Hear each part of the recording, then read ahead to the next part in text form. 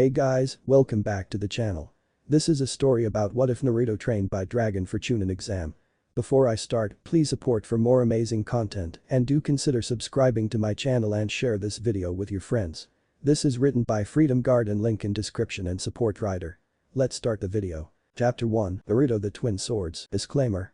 I don't own Naruto or any of the characters, but I wish I did, so that way I won't have to write too much. Prologue. The birth of the twin swords. The greatest weapon a man can wield is his own heart, mind, body and soul. The weapons of today are merely part of the arsenal. In the world of Dajern, in the times of the ancient past, when the world was young, there were dragons, ancient and majestic beasts of power, magic, and will.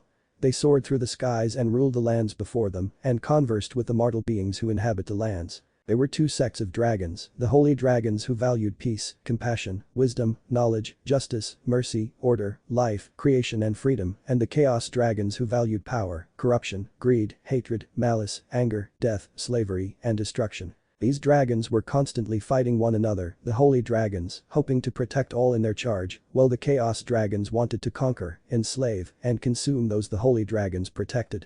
The mortal denizens of the world knew this to be the war of the dragon lords, as many dragons on either side sold their lives dearly. They too joined behind these dragons on either side. Some did it for honor, fame, glory, justice, and duty. Others did it for power, knowledge, destruction and worse. The realms protected by the holy dragons were under the stewardship of their most powerful lord, a powerful dragon named Faldrin. He taught many ancient powers to mortals, being the oldest and the first of the holy dragons and their unspoken leader. He too saw mortals under his care to be worthy of protection, and he led his kin into countless battles with their dark brethren to prevent the destruction of all life. Under his teachings, the mortal humans and their fellow neighbors the elves, dwarves, gnomes, and other races of the light made kingdoms of their own lands and considered the holy dragons as their allies and respected the power of the holy dragons in both times of peace and in times of war, though Faldrin and his kin didn't interfere with the affairs of their wards to allow them to make their own civilizations grow, coming to aid them when the need was great. The realms under the watch of the Chaos Dragons were under the control of their most powerful leader Chorvax. Like Faldrin, he taught many things to the mortals in his realms, being the oldest and first of the Chaos Dragons and their unquestioned master. However, this was where things between the two dragon sides changed, for in the realms of the Chaos Dragons, the beings who live there are forever food, slaves, and worshippers of the Chaos Dragons. Chorvax saw mortals as nothing more than pawns, food, and puppets, and he and his kin fed their power and malice into their subjects without care and twisted the hearts of the beings of their lands who fear them and worship them. Many battles have been fought between the two dragon races and their mortal followers for generations, and it had been a violent and bloody existence. Faldrin decided to call a ceasefire and spoke to Chorvax, and both leaders met in the borderlands. What was spoken between the great dragon lords was unknown, but what was certain was that there would be no true compromise, as both leaders knew that there would be war even if they would all leave and never interfere with the affairs of the beings under their respective charge. Thus the dragon lords each spoke to their kin and decided to create weapons that could be used to determine the outcome of each battle. Faldrin gathered his kin and with all of their power, one of his own metallic claws and one of his metal scales, they created a sword of great power. The sword was unlike anything any mortal smith could forge and was made by the holy dragons to be unmatched by mortal means, save by their own power and that of their dark brethren. Into the sword, they poured portions of their mystic powers, their blood, their beliefs and more. The sword was forged for nearly 3 to 4 years, and with Faldrin's last blessing the weapon was complete. Chorvax gathered his own kin and with all of their power, one of his own metallic fangs, and one of his scales, they too created a sword of great power, and it too was unlike anything that any mortal smith could forge, and was made by the Chaos Dragons to be unequaled by mortal means, save by their own power and that of their holy kin. Into this sword, they poured portions of their own mystic powers, their blood, their beliefs and more.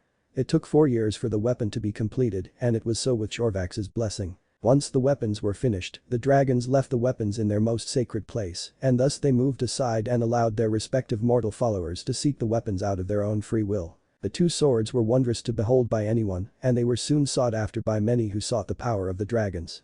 But the swords were no mere weapons, they were great reservoirs of magic and power, and were alive. These two swords chose their wielders, and to prove it those deemed worthy by the swords, each bore a mark of the holy and chaos dragons, and the sword would obey only its chosen wielder and master. Those who were able to find the swords, but were not chosen, were unable to wield it in many ways. Those who attempted to wield the holy dragon sword found it to be nearly impossible to lift, as if they were trying to lift a mountain. And those of dark natures and hearts who attempted to wield or touch the holy dragon sword were burned by the mystical wards and enchantments that both chose the wielder and protected the sword from harm. The same could be said for the Chaos Dragon Sword, as it too prevented those who it did not choose to wield it to even lift it off the ground. Those who were of good natures and hearts suffered paralyzing pain and fear once they were hit by the wards and enchantments that guarded the sword. After their forging, the sword saw a battle in the hands of various warriors from the two realms, and these battles were climactic in scale to the eyes of mortals, and these were known as the Dragon Champion Wars, and each wielder of either sword was graced with the title of Dragon Champion. In time the swords themselves gained their own names, and while the draconian names for the swords were only spoken by the dragons, who made them, the mortals of each realm made names that would long be remembered. The Holy Dragon Sword was known as Holy Talon, and the Chaos Dragon Sword was known as Death Fang. The swords also took in the essences of those who wielded them, learning from their previous wielders, and bestowing the same abilities to those who they chose to wield them later on in life. And it was said that those dragon champions were granted immortality by the swords in a way, for they were able to live for many years after the forging of both blades. In one final battle, both Holy Talon and Death Fang were wielded by two powerful mages who fought in the land known as the Dragon's Basin. In the final moments of the 5 days battle of swords and magic, the mages slew one another in a maelstrom of mystical energy that would have been immense, and all magic would have been disrupted. However, in a blinding flash of light the battle ended and both mages were seen dead on the ground and the swords gone. There was panic in both realms, and many petitioned the dragons to locate the wondrous weapons, but the dragons refused and stated that the time of the Holy Talon and the Death Fang in this world had passed. The maelstrom had somehow sent the swords far beyond even their reach, and as such, only a great feat of power could bring the living swords back. The Dragon Lords knew this, and they decided to watch and wait to see through their magic where the swords had indeed landed. It was in a realm too far away for them to open a gateway for the swords' return, but the higher gods deemed that while the swords were no longer there, they would have roles to play in wherever they landed. And soon, new dragon champions will arise, and the battle will once more be fought between the Holy Talon and the Death Fang, and soon the swords and their wielders would decide the fate of their world in ways that none, not even them, can predict. To be continued. Chapter 1. Awakened Dragon Champion. Thoughts. In Wave Country, Naruto rushed as fast as he could manage in order to reach Inari and Tsunami before the bandits Gato hired to kidnap a hostage. And he knew just who they had in mind. The blonde moved as fast as he could manage as he closed the distance between him and Inari's home. He knew that his team were currently at the bridge that Tizuna was building, and he knew that the ninja known as Abusa was in the area. He had to finish this quickly before things got even more hectic. Darn it. I hope I make it in time. As he cleared the forest, he then spotted two samurai holding Tsunami hostage, and Inari was shouting at them to release his mother. Naruto was surprised by this. He had fought with Inari before when the topic of heroes came up a long time ago while they're in the village. Inari thought heroes were fools, and that really pissed him off that the kid was looking at his adopted father that way. But it seemed that the young boy had gathered the courage to stand and fight as he was doing his level best to tell the two samurai to release his mother, and he was charging right for them. Naruto knew that he only had one chance to get this right as the two men began to attack as he rushed in. Inari. Tsunami screamed out as she tried to stop the two rogue samurai from killing her son, but she was stopped with a blow from doing anything, and she was now unconscious. Inari was feeling great fear and sorrow, but held on as he charged at the men. The brothers were eager to end the brat's life, but to their shock, they found that they only succeeded in cutting a log into 3 pieces. What the heck? A replacement jutsu. The two then turned as they spotted Naruto, who had been able to rescue Tsunami and Inari in them, as the blonde ninja spoke in his usual tone. I made it, sorry about the delay, but heroes always seem to show up late. Inari looked up and saw to his surprise Naruto, who had been able to use a replacement jutsu to take Inari's place, while he and 3 other clones that he had made were able to sneak into the area and free Tsunami and Inari at the last minute. Who the heck are you? The name's Naruto Uzumaki of Konoha to you, One Eye. And I'm going to deal with you right now for trying to kidnap a kind lady like Tsunami and trying to kill her son. Naruto. It's you. Naruto spared a glance at Inari and smiled as the kid stood in awe at what he had been able to do at the last minute. You did great, Inari. When you charged those two, they forgot about your mother, and that allowed me to get out of the way and use a replacement jutsu to save both her and you. I owe you big for that. Inari looked at his mother and found her to be alive and safe, and he felt like crying, but then realized that since Naruto was not with the others, he must have known about the samurai who were coming to kidnap his mother, but how did he know that and make it here? But how did you know these two were coming to kidnap my mother? Naruto recalled what he had seen while in the forest a while back, and which told him that danger was heading Inari's way. I found a really badly wounded boar in the forest a while back, and the area around it was really cut up, and those cuts could only be done with a sword, and the path where all the cutting was done was heading straight for your house. That was really smart of you, Naruto. Blah, blah. Inari turned, and both he and Naruto then faced the two mercenary samurai, who were getting even more annoyed as they reached for their swords once more. It's one of those ninja brats Tazuna hired. Let's deal with him. Inari gasped as the two charged at them as they were still looking. They're coming. Naruto calmly focused and took out a pair of shuriken from his pouch and fired them at the two samurai. Both men then took out their swords and blocked the attacks, and one of them merely taunted Naruto. You'll have to do something else than that, brat. Naruto merely grinned, making them more angry as he replied. I already have. Before the samurai could do anything, the two other clones that Naruto had made before had been able to get the drop on the two samurai, and with powerful kicks to the back of their heads, the two samurai were knocked out like lights. The clones faded and Inari was stunned at the whole thing and looked at Naruto with wide eyes filled with admiration. That was so cool. Just like a real ninja. You twerp. I keep telling you all the time.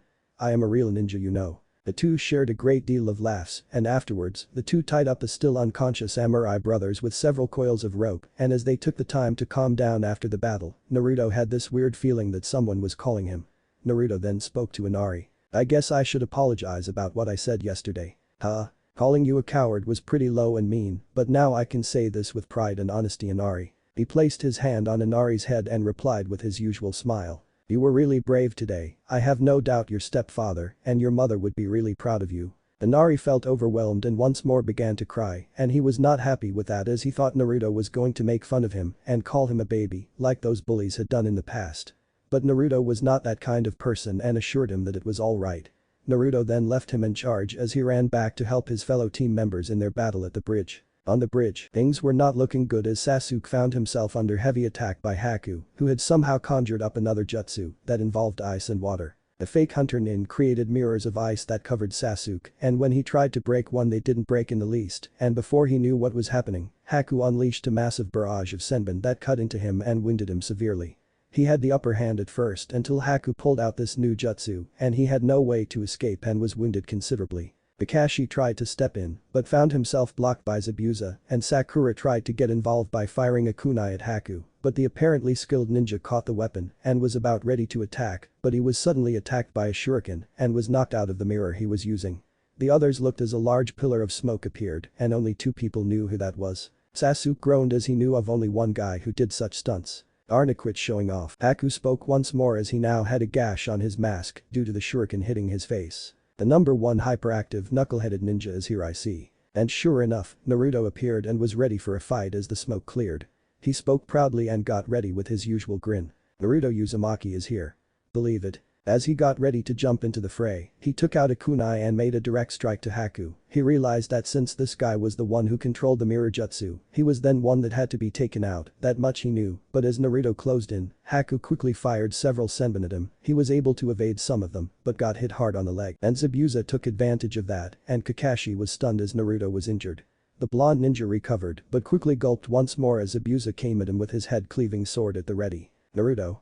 Look out. Now you die, brat. Naruto blocked with his kunai, but the weapon was not enough as the head-cleaving sword had been well made, and weapons such as the kunai were not the best choices to block a weapon of its power and size, as the kunai held on for a moment before being cut and the weapon winded Naruto right on the chest, cutting him deeply.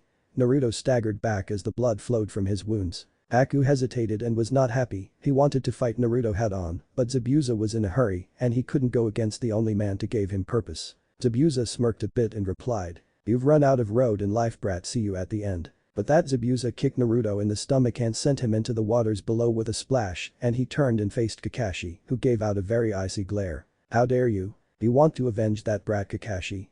Then come and get me and watch as Haku takes out the other one. Sakura gasped at the sight of Naruto falling into the water with a wound. She might not like him, but he was her team after all, and now he must be dead. She forced herself to calm down and focus on defending Tazuna, though she swore that she would pray for her teammate once she had a chance. Unknown to them all, as Naruto fell deeper into the water knocked back into the ocean from Zabuza's strike, he felt the cold waters, and he felt his life beginning to weaken, and he continued to fall into the water. Am I dying? Naruto opened his eyes and found himself in deep water, and there were fishes swimming, and for a moment a vision hit his mind, the image of a strange sword that seemed to be of pure evil, as if it was purely made from evil. He then saw himself, but different. The whisker marks were there, but he seemed older, more seasoned, and holding a sword, wearing strange clothes with a symbol of some beast with wings on the clothes and a strange white tattoo on his arm. He looked about as much as he could manage, and then he saw something. As his wounds were still bleeding from the strike, he managed to barely deflect. He wasn't sure, but it appeared to some sort of weapon in a sheath like a sword, and it was buried in a large boulder underneath the waters. But it was different, though he couldn't see it for real. His vision began to fade, but the number one hyperactive knuckled-headed ninja of Konoha was not about to die here and now. No. I've made it this far. I will become Hokage. I refuse to die. Naruto tried to move as the sword was now within reach, and for a second, he touched it. I won't give up my dream. I want to live. Naruto suddenly felt a sensation flooding his body, but it was not a deadly sensation, but warm, calming, soothing, and empowering, unlike anything he had ever felt before in his entire life. It didn't even compare to the chakra that he summoned on a few occasions, but something older, more unique. It was then that he heard a voice in the darkness. What do you live for? Naruto was unsure of what the voice wanted for him to say. But no matter what, he was not going to back down, and he replied. I live to accomplish my dream. Dream? What is it you dream to be, boy? I dream to be Hokage, so someday I will be recognized by the people in my village. And my name is Naruto Uzumaki, not boy. Why do you wish to be Hokage, Naruto Uzumaki? So I can finally prove to the villagers that I'm not a demon. That I can be the greatest ninja the village ever had. Is that all you want? Do you not have others to care for and protect? Naruto then recalled Iruka, the only man who treated him with kindness in the academy, the third Hokage, who despite him butting heads with, was the closest thing to a grandfather he had, his friend Konohamaru. He recalled Tuchi and Aim, the two who worked in the raiment stand that he frequented. He thought of his teammates, Sakura, his sensei Kakashi, and even if he wouldn't want to admit it, Sasuke. He would not give up on Sakura despite her actions towards him. He wanted to prove to Kakashi that he could be as good or even better than Sasuke.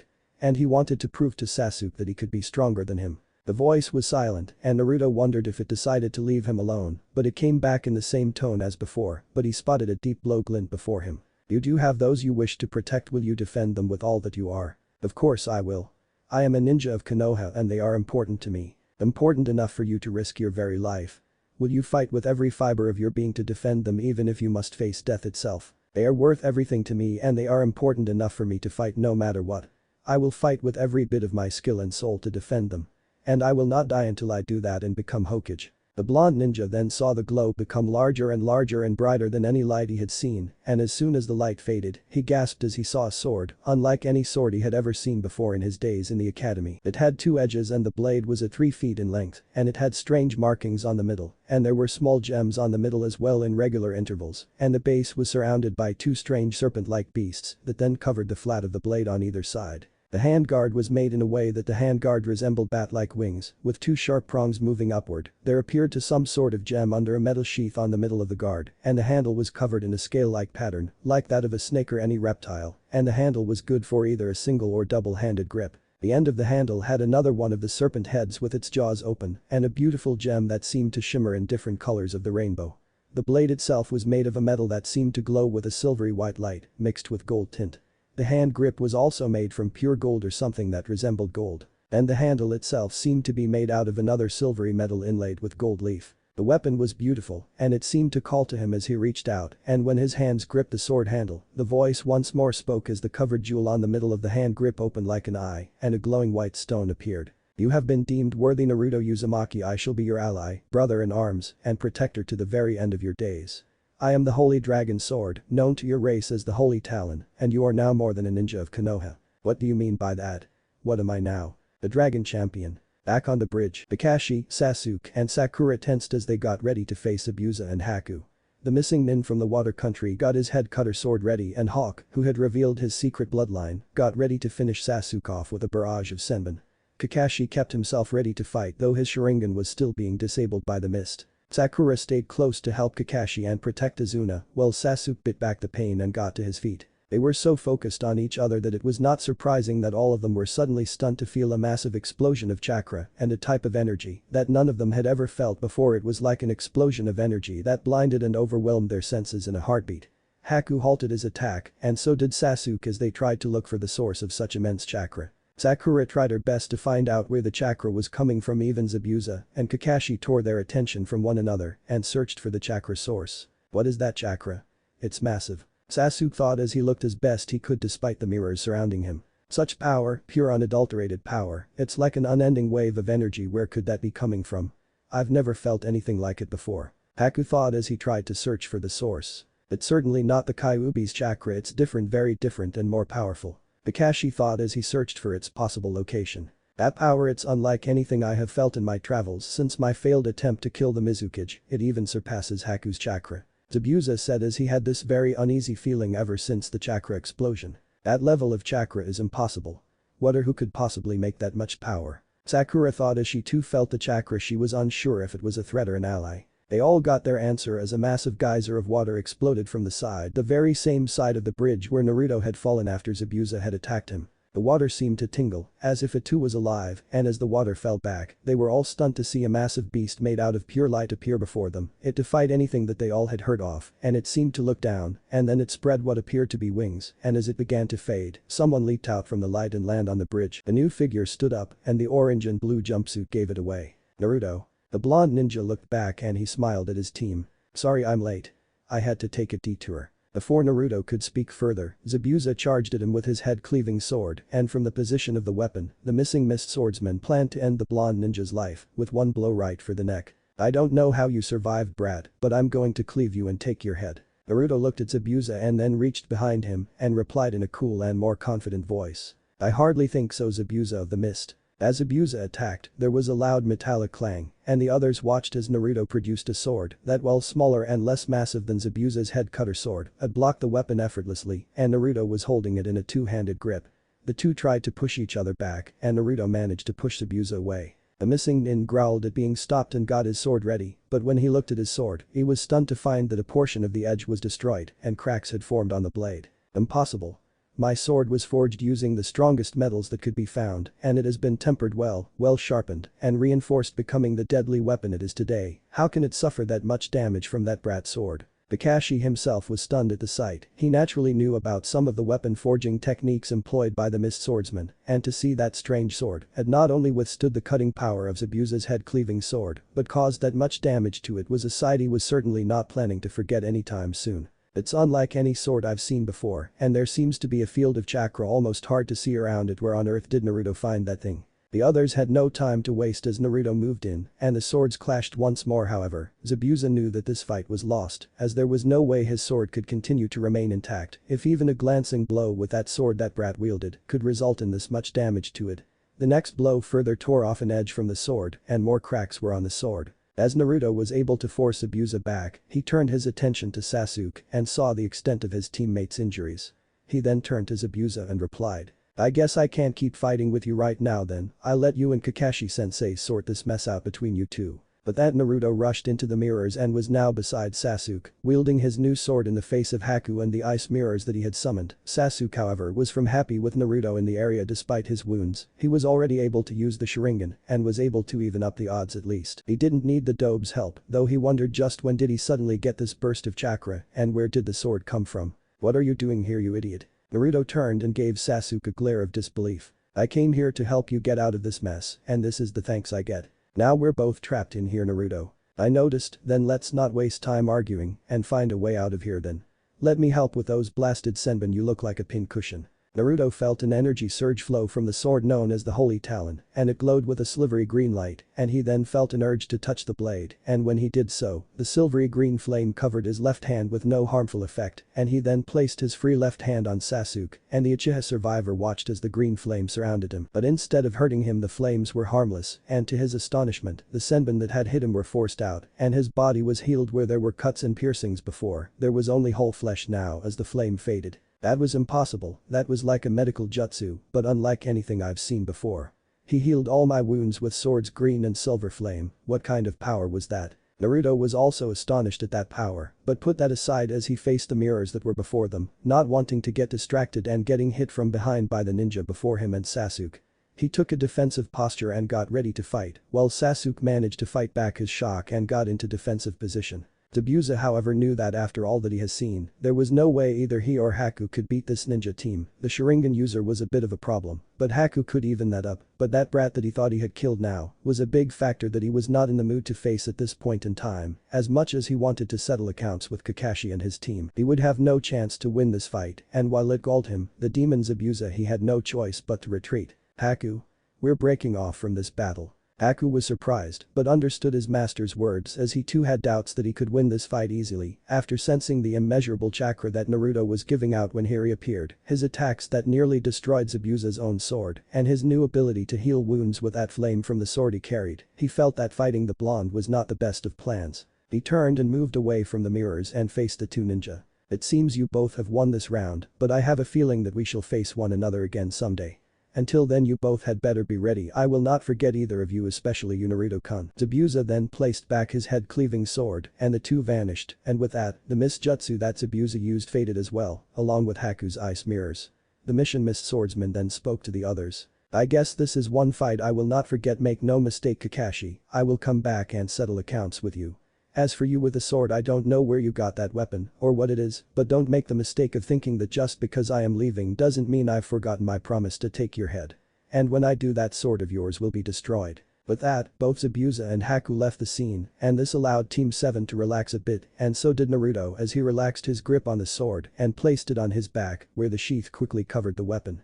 This was not unnoticed by the others as Kakashi, Sakura, and Sasuke approached their fellow team member. Hey Dobe, where did you get that sword? Naruto reached out and took the sword from his back and with it in its sheath. I don't really know, I found it in the water when I fell, and when I touched it, it's kind of hard to describe. Sasuke glared a bit more and wondered just what was going on here, and he wanted to know just where did Naruto suddenly get all that power. If he could find it, it might help him in his plans to avenge his family. He was going to have to keep an eye on his teammate from here on out. Well Naruto, you've really lived up to your reputation as the most surprising ninja candidate to leave the academy, but that still doesn't explain all that chakra that we felt when you came back and what that strange glowing creature was before you came out. What exactly happened down there? Kakashi asked as he examined the young blonde. He was thankful that the boy was not killed, and thankfully the Kyuubi's chakra didn't come out or the seal didn't break, that the events that just happened before him begged for answers. And what kind of sword is that, Naruto?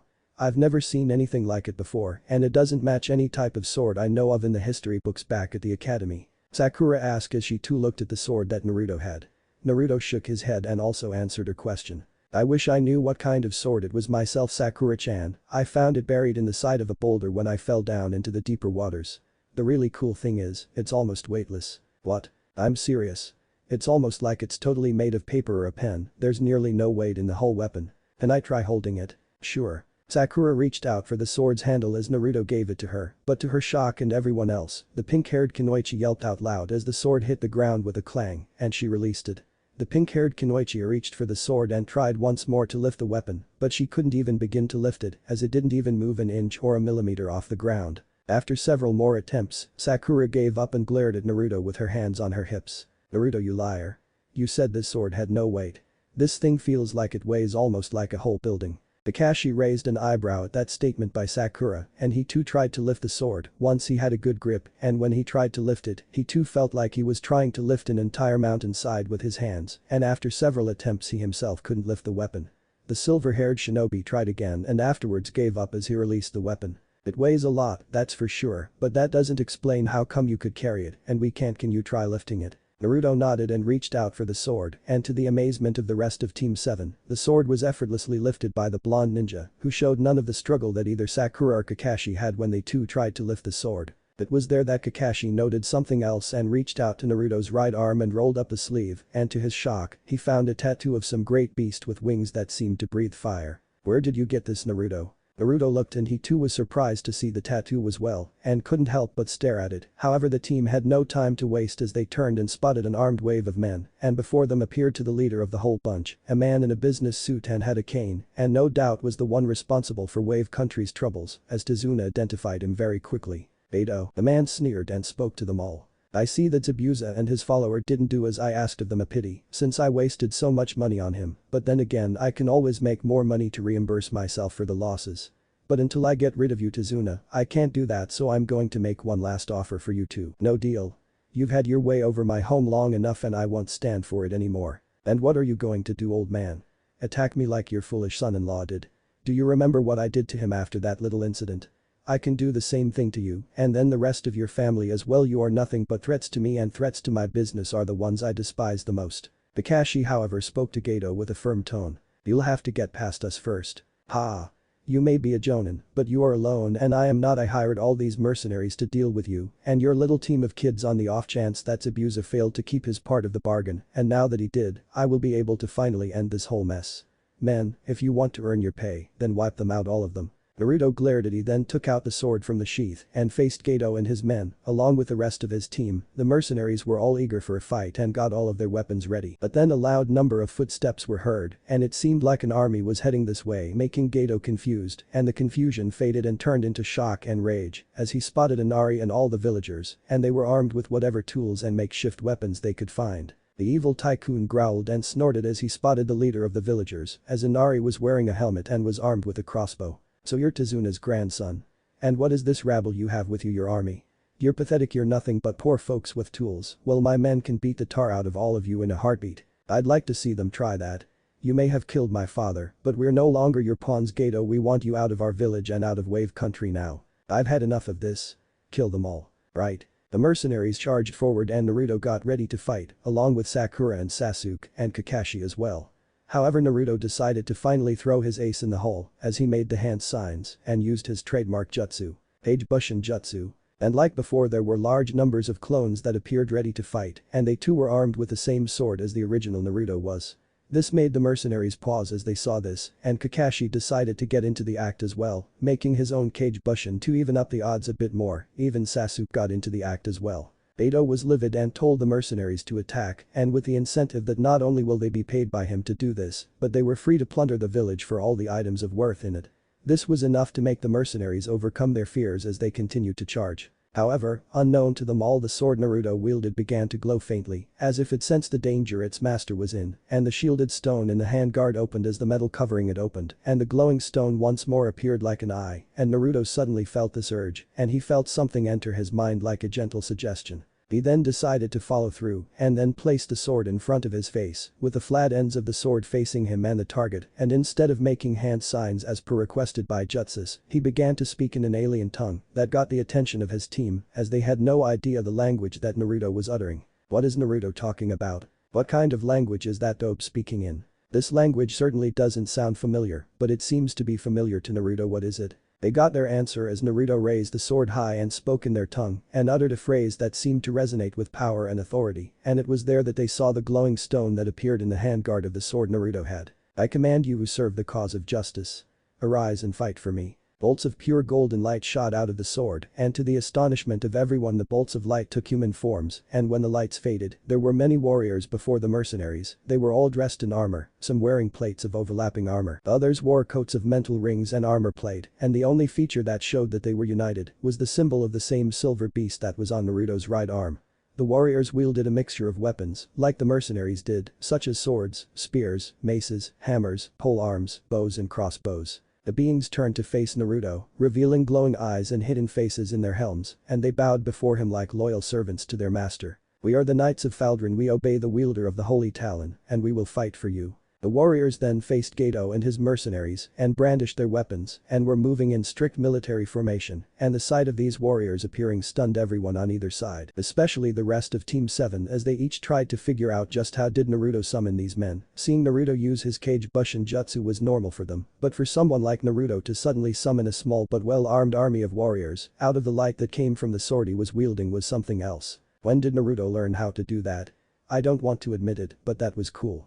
I've never seen Sasuke-kun do that before. Does it have something to do with that sword Naruto found? How could he have found that kind of power? There's no way someone like him who's a goofball and idiot could suddenly have that kind of power. No way.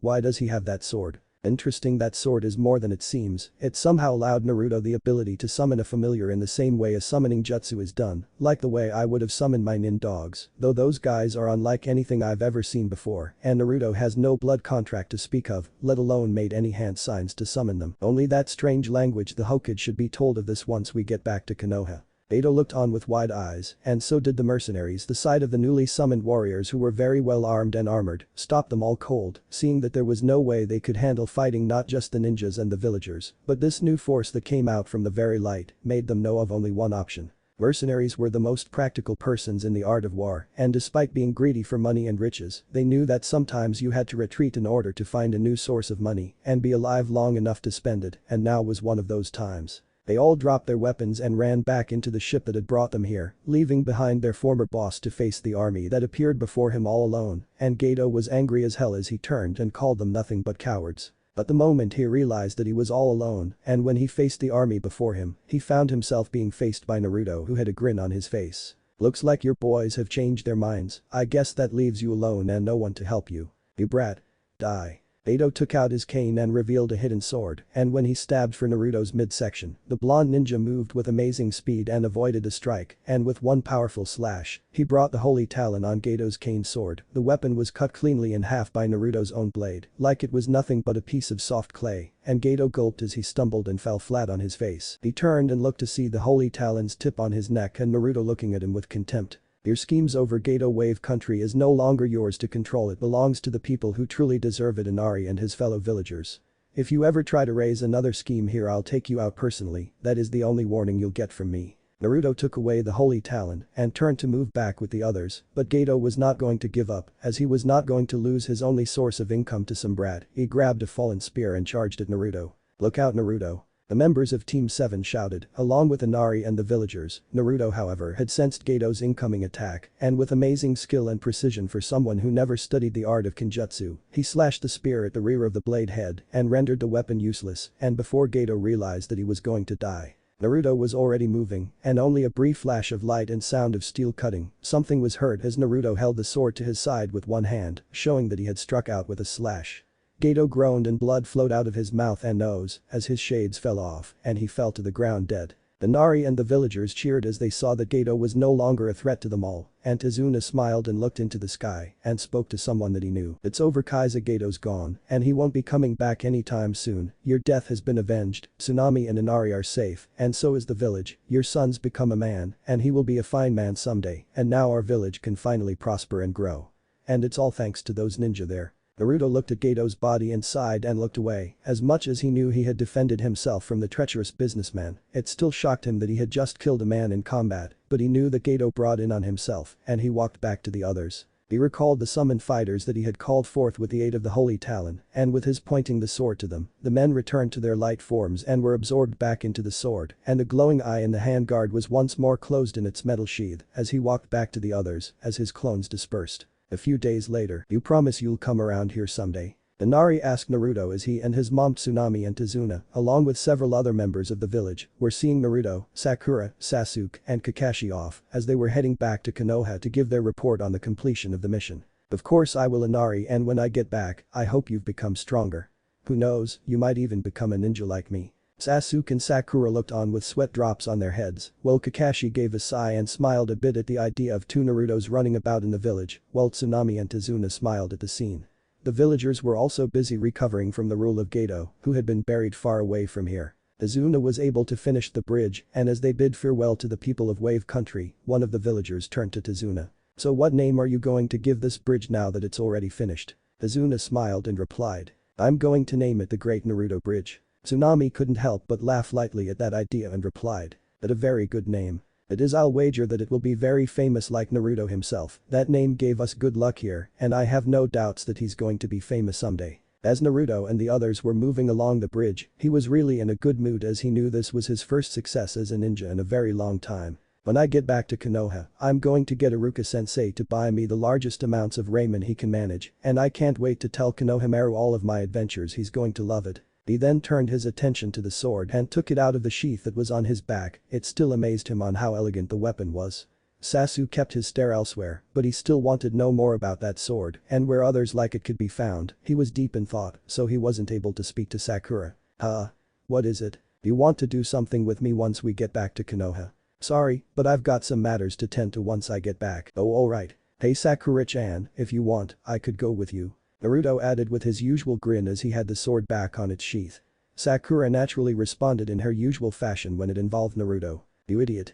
That was a private conversation between me and Sasuke, so butt out." As the team of Konoha ninja moved on, they passed a forest, and Naruto recalled something and took off.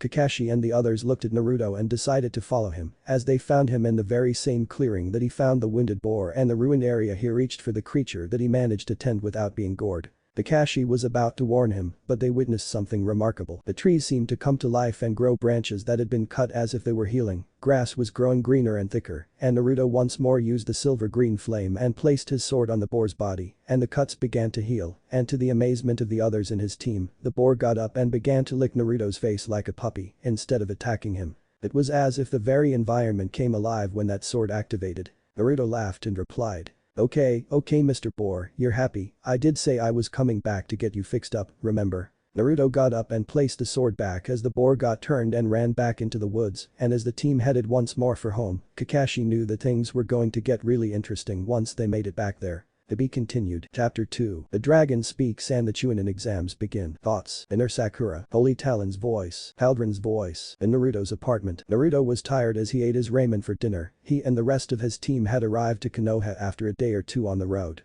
And the moment he was there, he made a beeline for Iruka's home and greeted the Chunin with a grin and told his father figure about his adventures. Iruka smiled brightly, but his smile faded a bit when he saw the sword and was naturally curious as to where Naruto had acquired the weapon, but he had little time to do so, as the blonde was already asking for a chance to eat his favorite ramen. He bid Kakashi farewell and left. He recounted everything, including that weird conversation while eating ramen in the stand, and Iruka was amazed that Naruto had actually come close to being killed, but somehow was brought back to life or fully healed. Even more so, he had faced a missed swordsman and had been able to damage his sword with that weapon on his back. He had asked to hold the sword, but like Sakura and Kakashi before him, the Chunin yelped as he felt the sword, which appeared to be very light in Naruto's hands, suddenly become as heavy as a mountain in his hands, and when he tried to lift the sword after releasing it and failed to lift it, even Am and Tucci tried, and they too couldn't lift it, and they were amazed as Naruto effortlessly lifted the sword. Naruto was about to tell them about the strange language he had spoken, but had no idea on how he knew how to speak it and the arrival of the strangely armored and well-armed men, but two things happened, he began to get sleepy and Iruka had been called by the Hokage.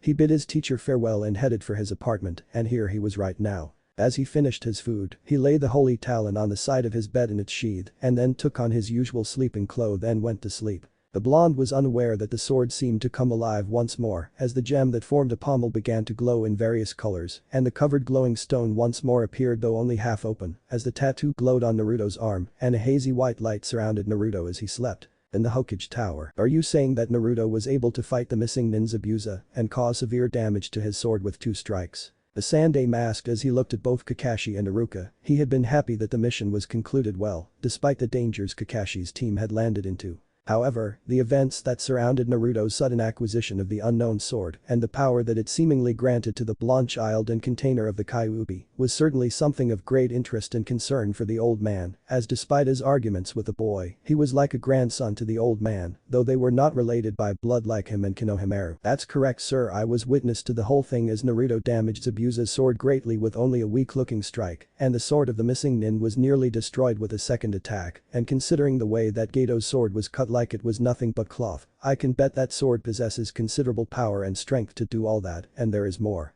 More, you say? Yes, Sakura and I tried to lift the sword ourselves after the battle with Zabuza and his accomplice Haku to find out more about it and a tattoo of a beast we found on Naruto's right arm. When Naruto handed Sakura the sword, however, something unexpected happened. The moment he released the sword and Sakura took hold of it, the weapon suddenly became heavy and fell to the ground out of Sakura's grip, and it was now heavy enough that Sakura was unable to lift it, no matter how many times she tried. She then said that the sword had suddenly taken the weight of an entire building. And when I tried to lift it as well, it was just as heavy, like I was trying to lift a mountainside. But when Naruto held the sword, it was as light as cloth in his hands. I also noted some sort of tattoo on his right arm. It was then that Gato arrived with his mercenaries, just in case Zabuza and Haku failed. And what happened? We were able to get support from the villagers who were armed, and we called our clones to even up the numbers, but Naruto began chanting in some strange dialect I've never heard of before, and that is saying something in itself since I've traveled for a very long time. And then he summoned beams of light that turned into armed and armored warriors that called themselves the Knights of Faldron. They were going to fight for Naruto and faced Gato's men. The mercenaries left and Gato tried to fight Naruto himself, but Naruto disarmed him and gave him a warning. Gato didn't heed it and tried to attack Naruto, forcing Naruto to kill him. Iruka's eyes widened at that statement. Are you saying that Naruto killed someone for real? That certainly does not sound like him. Kakashi nodded at that and spoke. I was surprised myself, but I saw what I saw, and I know that Naruto was certainly not happy with his actions, but it was unavoidable at the time. I take it there's more to this story, Kakashi. A silver-haired ninja unarmed with a Sharingan then told them of the little side trip they had taken and how the sword created a silver-green flame that healed a boar with severe slash wounds and how the environment seemed alive when the sword was near. Needless to say, both Iruka and Sarutobi were very interested in the sword itself and what effects it had on Naruto. The Hokage thought clear and hard about this, and Iruka then spoke and told him of the events at the ramen stand that he and Naruto frequented and even told the others of his own failed attempts to lift the sword. Even Teuchi and Aim couldn't begin to lift the weapon as well, but just as Kakashi said, the moment Naruto had the sword it was easily lifted. The three men sat down and thought about all these events. The Hokage then spoke and turned to the Chunin and the Jonin. Kakashi, who else knows about Naruto's possession of the sword? Myself, Sakura and Sasuke, though I have no doubt in my mind Zabuza and Haku are also aware of its existence. Iruka, apart from you, who else in Konoha knows about Naruto's possession of the sword? Gucci and Aim know about it as well. And the name of this sword is? Naruto called it the Holy Talon. The Hokage had a lot to think about, but for now, he had orders for both men. Kakashi, I want you to tell Sakura and Sasuke not to tell anyone about the sword's powers and its abilities when Naruto used it in Wave Country. Make sure that until we know more about this weapon, no mention of this sword will come out to the others in the other teams. The weapon no doubt will make its own presence felt. Make sure Naruto does not use it constantly, for despite the benefits it seems to give him, we can't be sure if there might be side effects that could injure or kill him. I understand. Iruka, I want you to go back to Ichiraku and tell both Teuchi and Aim to not tell anyone else about the sword. We can't afford to have the villagers who hate Naruto to try and attack him when they misunderstand why he has that sword. Yes, Lord Hokage. In the meantime, I will be searching our archives for any mention of what this Holy Talon, who made it and why. If we can find out where this sword came from and who forged it, we might get a far better understanding of what happened in Wave Country and why it chose Naruto. In the morning, Kakashi, I want you to tell Naruto to meet me in the practice field where you had the bell test, there we might be able to find out more. Sarutobi then dismissed both men and went to work immediately. He would tell the council in due time, but this was a mystery, and if there was one thing the former shinobi known as the professor liked apart from talking to women, was mysteries. In the Uchiha clan house, the home of the Uchiha clan used to bustle with activity, and even at night there would have been activity of some sort, but not tonight, not after the massacre perpetrated by one of their own. For now only one resident was in the house, one Sasuke Uchiha. The last survivor and heir to the clan, searched through his house and gathered all the scrolls that he could find, including the diaries and journals of every ancestor of his clan, in order to find any mention of the Holy Talon. He wanted to know if there were other swords similar to the one his teammate Naruto carried.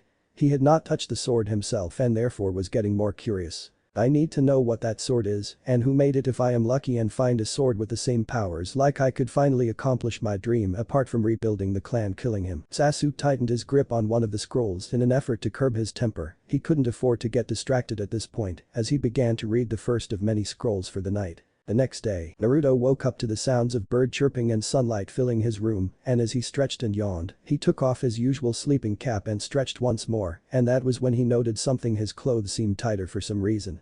That's kind of weird, my clothes feel a bit tighter than before. Maybe I put too much detergent when I washed them. Naruto then got out of bed and looked to his side of the bed and smiled to see the Holy Talon still there in its sheath that appeared to be ebony wood held by silver, gold, and a jade green like metal. He held the sword and took it out and smiled once more as he looked at the blade, and after a few moments, he slid the sword back into its sheath and went to the bathroom to brush his teeth and face his face. He felt kind of tired for some reason, like he had been in a marathon or something. As he entered the room, the blonde ninja looked at the mirror to see himself and he commented to himself, "Man, I really need to sleep more, I look huh?" Naruto looked closer at the mirror and blinked his eyes a few times and looked a bit closer, and he then looked back, and when he processed what he was seeing, it didn't take very long for the blonde ninja to react. Aye. Everyone in Konoha who were up and early were stunned out of their wits as the scream was heard. Several of them were looking at the direction of the scream, and some of the ninja on duty to quickly draw their weapons. Even the Hokage was caught off guard when he heard the shout, and he too wondered just what or who caused such a commotion. Back in Naruto's bathroom, what the hell happened to me? Naruto was deep in shock as he looked at the mirror and wide awake as well, and he had very good reason to be shouting as he looked at his face, but wasn't his face at the very same time. What the heck had happened to him? He asked himself that very same question once more as he tried to see if it was indeed his face. He still had the same whisker marks as before, but they seemed more wavy, as if they were more well defined. His face seemed smoother, more angular and more masculine, like all the baby fat that might have been there had been miraculously removed, leaving smooth skin and firm muscle. His face was more well defined, a feature normally found on teen 3 or 4 times his current age or with men at least the same age as Iruka. It was as if he had somehow gained the face of an older man, though it was far from ugly, it was like that of a handsome full-grown man. He then noted that his hair seemed longer and not so spiky upwards, and the blonde color seemed more golden and had slight silver highlights, not to mention when he turned his head, his hair on the back was longer now, almost reaching the middle of his shoulder blades. He looked at his eyes, they were the same, but the blue color seemed deeper and stronger, and it had a silver edging around their eyes as well, but they seemed slightly reptilian-like. He then noted that he seemed a bit taller than before, a few inches, but taller nevertheless. He took a look with his room's measuring ruler and found that he was taller than before, nearly the same height as Sasuke. What the hell is going on here? Did I eat something that made me grow overnight? He looked at himself and noted that his clothes did seem tighter for some reason. He took off the shirt and was stunned to see himself. Something had certainly happened to him last night, since he didn't recall having this kind of body. His arms looked more muscular, but slim and smooth. He tightened his grip and noted that his grip was a lot stronger than before. He felt his arms and noted that his muscles were hard and tough, almost as if he had spent the sum on 12 years in the gym with weights in one night, and the tattoo of that silver beast was more well-defined and more elegant looking. He looked at his torso and abdomen and saw that he had well-defined muscles on them too, not too bulky and not too thin, but a well-balanced combination of both. His torso looked smooth, and all the muscles were in the right place and form for his age, though resembling someone who really worked hard. He looked at his abdomen and noted the six-pack he had miraculously developed seemingly overnight, and the seal on his stomach was taut in that same area. When he turned around to look at his back, he also noted the well-matched muscle structure as well. He took off his lower pajamas and noted that his legs looked like that of a gymnast and a runner at the same time, well-formed and well-proportioned muscles all over. He even decided to look into his boxers, and he blushed bright red as he saw his package. He looked himself over and over once more just be sure. He even went as far as to pinch himself repeatedly to make sure he wasn't dreaming, and when he found out that he was not dreaming and wide awakened, and the changes were real and not henge, he might have used accidentally in his dreams, he couldn't help but once more comment, "What the hell happened to me?" He then got an idea and decided to see if the sudden changes had an effect on his two signature jutsus. Page Bushin Jutsu. The blonde ninja summoned 3 clones, and to his absolute shock they too had the same features as he did. It was officially not henge. There was no way he was dreaming all of this.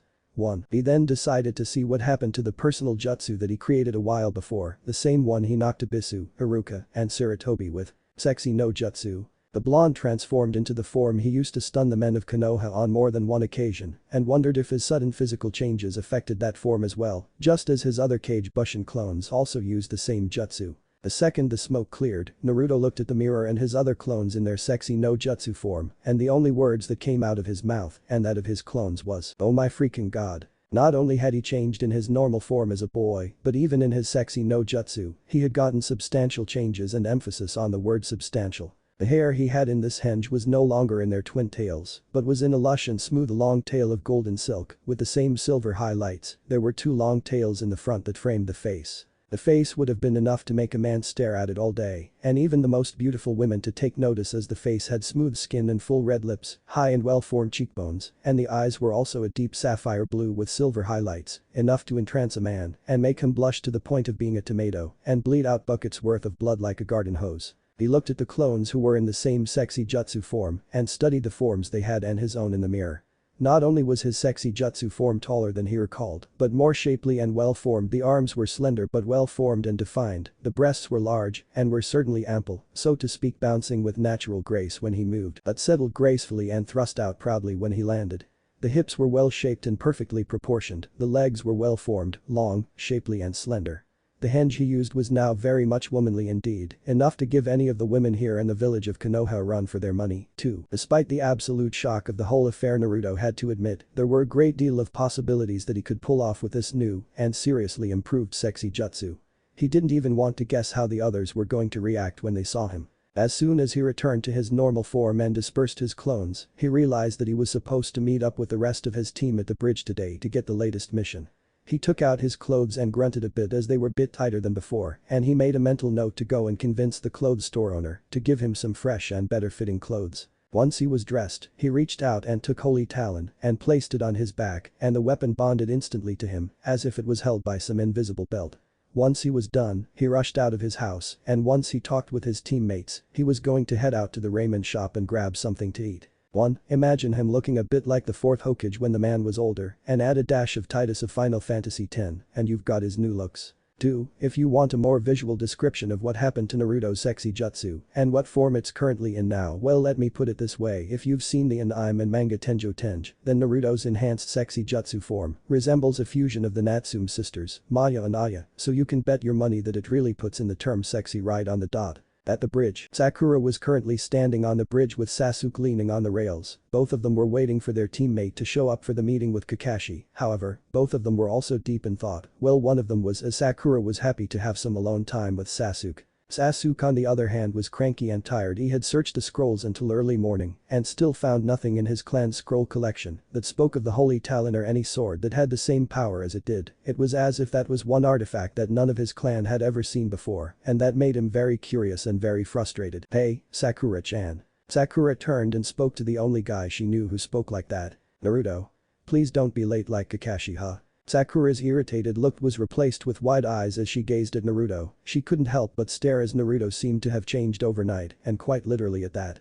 She noted the change in height, looks, eyes and even the hair. She couldn't help but look transfixed at the blonde as Naruto greeted her good morning and offered his usual smile, and for some reason she felt like she was going to blush. She fought it down and looked closer. Whoa, what happened to Naruto? He's different. Her inner self, however, had other terms to describe the sight before her. Different? He's not different, girl, he's hot.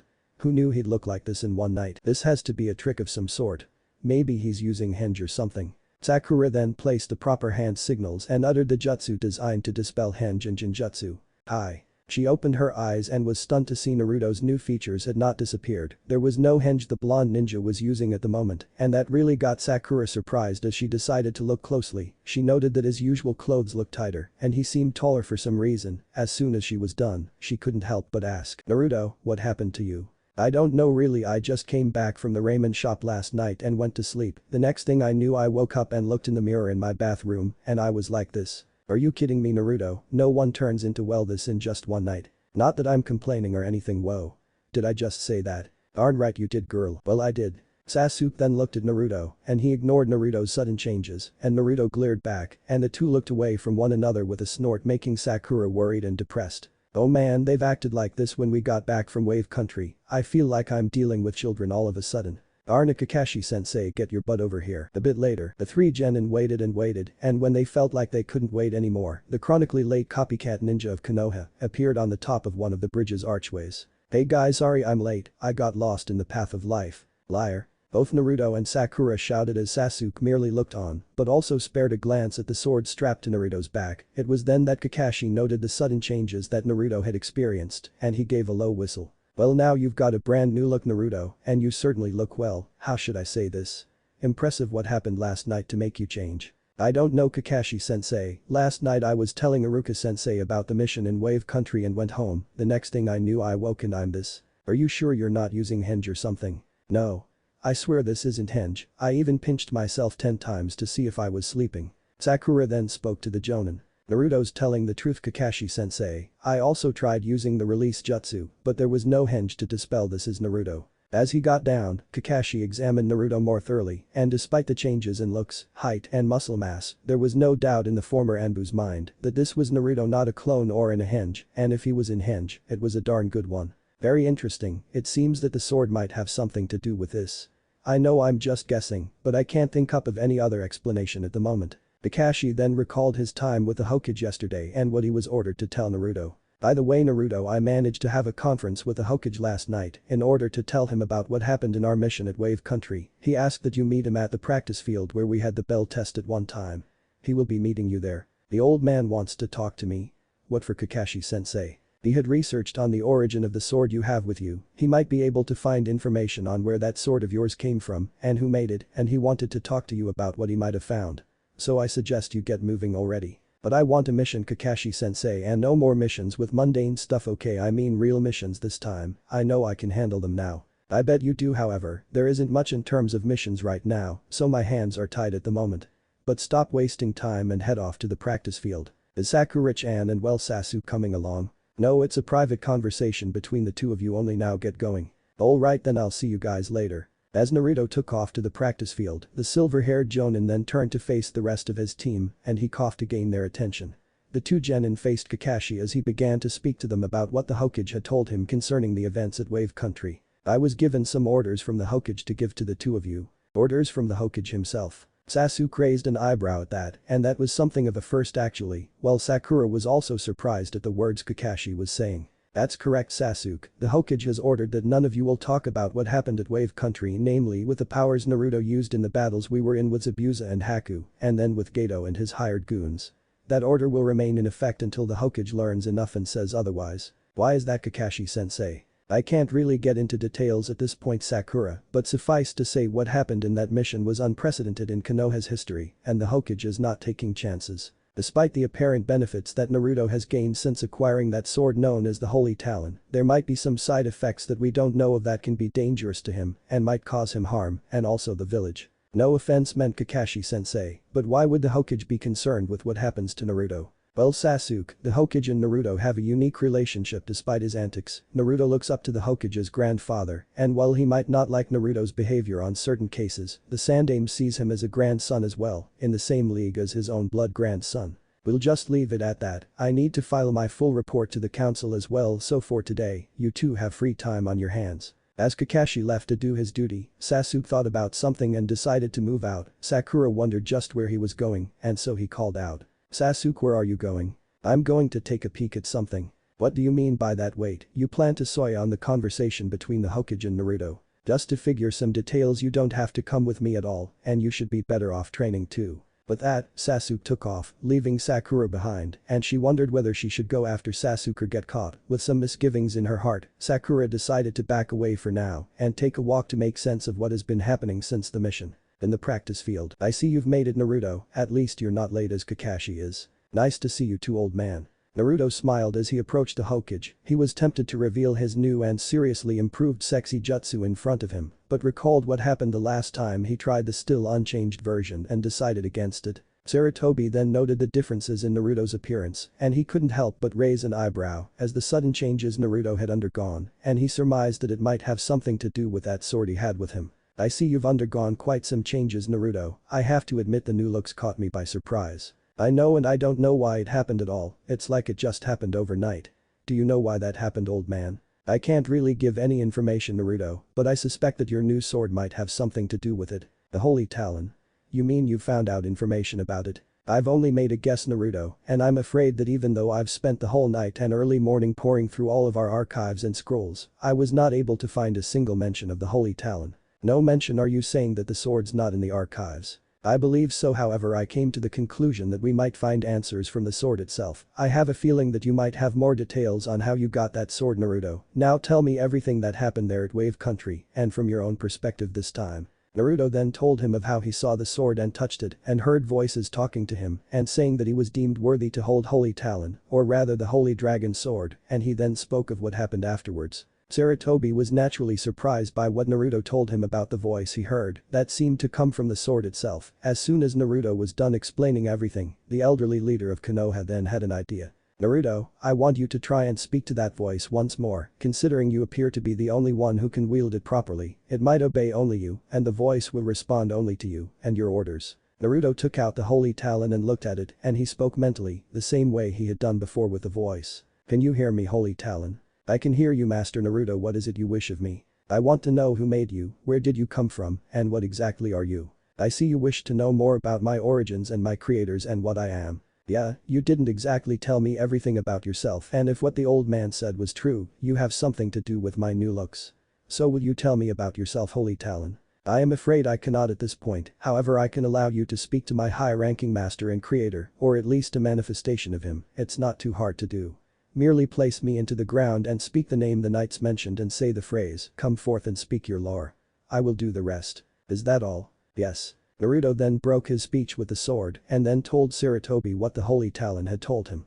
Sarutobi considered the ramifications of the statement and decided since this is the best course of action to find answers. He gave Naruto a nod and Naruto went to work and placed the sword into the ground blade first and spoke just as Sasuke was hiding as best he could in the brush and undergrowth. Faldrin.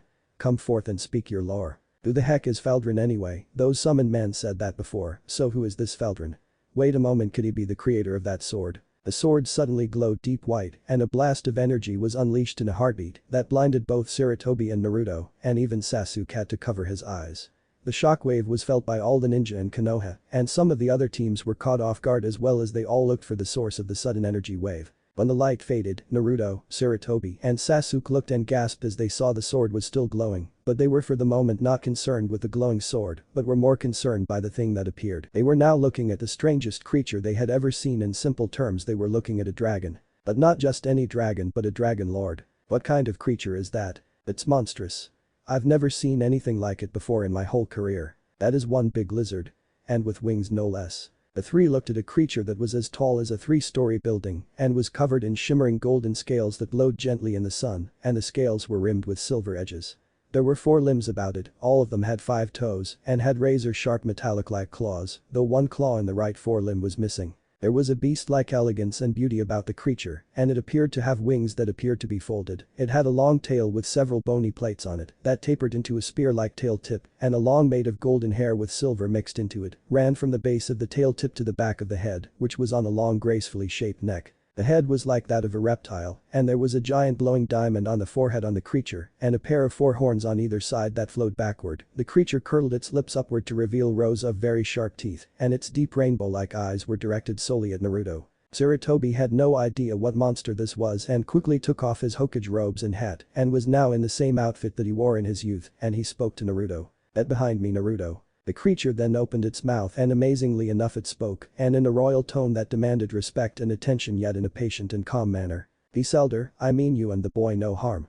There is no need for violence." Sarutobi's eyes widened and Naruto was in awe, and even the normally cool-headed and indifferent Sasuke was stunned out of his mind as he looked at the creature before him. The thing spoke. "What kind of creature is it? Who are you?" Sarutobi asked as he still kept Naruto behind him. He didn't know what this creature was or if his ninja skills could match it, but he would not let any harm come to the blonde as long as he was still alive and breathing. Forgive me, I guess I forgot my manners since it has been a while since I was manifested, however I would like to see the wielder of Holy Talon step forward." Wielder. Naruto didn't know why, but the voice held no threat, anger, or malice, and he stepped away from Sarutobi, despite the misgivings the elder had.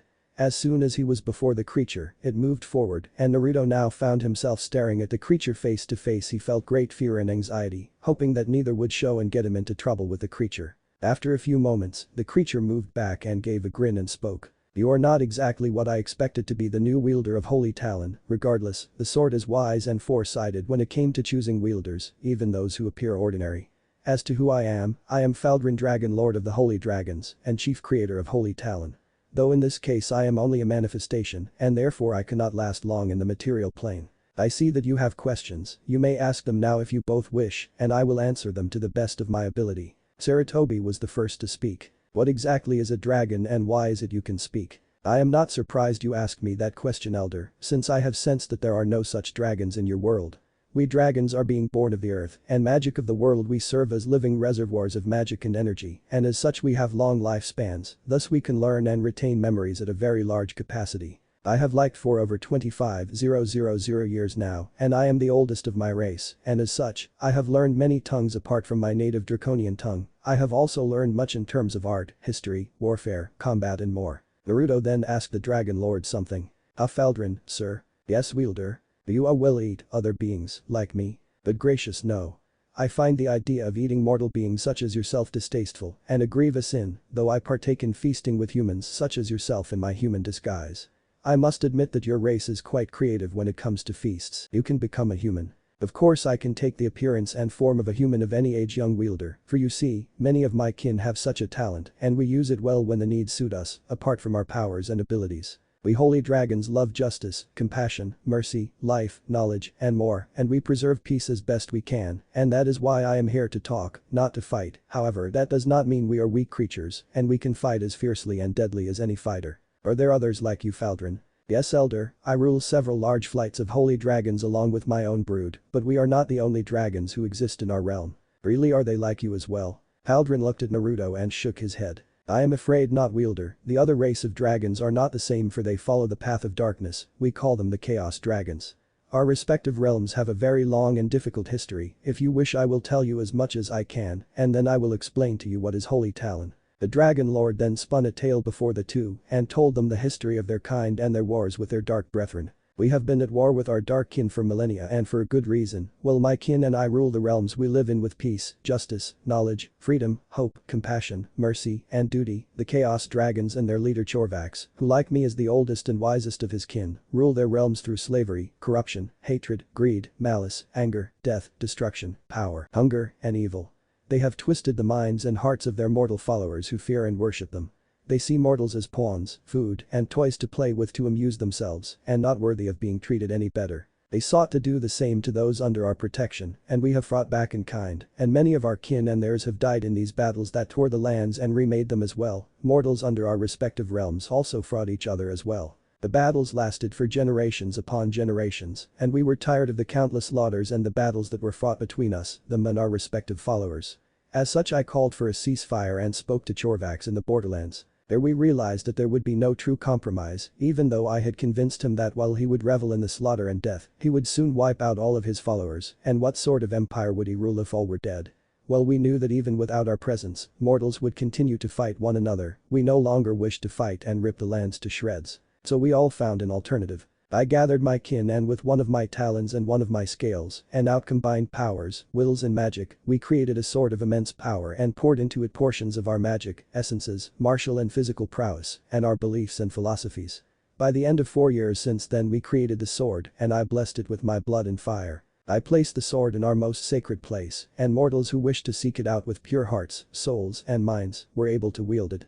The sword itself was alive, and it was true judge on who would wield it. In time, we gave each successful wielder the title of Dragon Champion, and as you might have guessed, that sword was given a name by those who couldn't speak the draconian tongue, Holy Talon. Naruto was in awe as he looked at the weapon before him and was amazed that the living sword chose him to wield it. Sarutobi then asked another question. What is the Holy Talon capable of? Aldrin began to explain to the Hokage, and Sasuke was spellbound at what he had heard. Holy Talon is a living weapon, as you already know, due to our combined mystical powers and it being part of my body and imbued with my blood, fire and magic. It cannot be chipped, damaged or broken by any mortal means or weapons. No forge known to mortals can break it, and it can cleave and slice any other metal like it was nothing but mere clay or cloth, and any form of armor can be easily cut with one swipe. As it is filled with magic, which is quite different in nature and application from the energy you know as chakra, it can cast spells and mystical forces that can overpower most if not all foes. Magic can be used to heal, attack, summon, defend, and conjure. It is also able to absorb the essences without harm from each dragon champion that has wielded it in the past. What do you mean by that? I thought Naruto was a dragon champion, as you said. That is true, he is a dragon champion, but to be more accurate, he is the first dragon champion of this world, for where it was forged, many warriors of various powers and skills have wielded Holy Talon in battle. When called upon, these essences can fill the current wielder with the power, skill, and knowledge of all previous dragon champions who fought with the Holy Talon in hand. It also has powers to call forth holy dragon allies of various powers. When you call them, the dragons you summon will aid you in whatever venture you wish and will fight with you in battle. Wow. This is so cool. I thank you for letting me the wielder of you Holy Talon. Aldrin smiled at Naruto's antics, and so did Sarutobi, as the old ninja was getting used to the dragon's presence. Sasuke was livid as he realized that Naruto had gained a serious edge over him, and that was painful to deal with. However, Aldrin spoke once more. However, wielder, I must caution you on several important matters concerning your ownership of Holy Talon. Just because you are the wielder doesn't mean you have free reign with the weapon. By the way, what happened to me anyway? Aldrin grinned once more as he already knew just what sort of topic Naruto was about to bring up. You speak of your sudden physical changes. Are they not to your liking? I had thought that a young, strapping lad like you would appreciate them. They will certainly help in getting attention from the opposite gender, and if you are lucky, in more ways than one. Naruto blushed bright red at that, and Sarutobi coughed a bit as he admitted that with those new looks of his in a few years' time, Naruto would give even Kakashi a run for his money. Aldrin laughed gently and spoke. However, your physical changes are not merely for aesthetical purposes, wielder. In order for you to be able to utilize the full power of Holy Talon, your body had to adapt and change in order to handle the physical, martial, and mystical requirements of the powers of the Holy Talon. Normally such changes are subtle, but since you are quite young, they are now more pronounced. They will remain with you until you reach adulthood, which apparently will be far away from now. The physical changes will also help you in utilizing the essences of the previous dragon champions that you may summon to aid you, and also your dragon allies as well, though you will still need to train to master the higher level essences and spells, but as I have said before, you do not have free reign with the weapon. What do you mean by that? As it is a weapon of justice and is alive, it has the gift of sensing the auras of those around it, and it could read hearts, souls, minds, and natures the same way you would read a book. As such, it will not wound or kill those who have committed no crimes, who are innocent of any wrongdoing, and are of pure hearts, natures, and souls. As such, the weapon will not be used to kill or murder innocent lives, no matter how much the wielder may force it. It may cut armor and clothes, but never the flesh of the innocent and pure. If the wielder becomes corrupted, then the holy talon will disown the owner and fade away to be found by another. Of course, it will kill those who are evil instantly. Another limitation is the fact that its powers, while immense, are not limitless. When the magic of the sword is drained in a great fashion, it will take time to recharge its reserves. That also goes for the essences of the dragon champions who reside in the sword.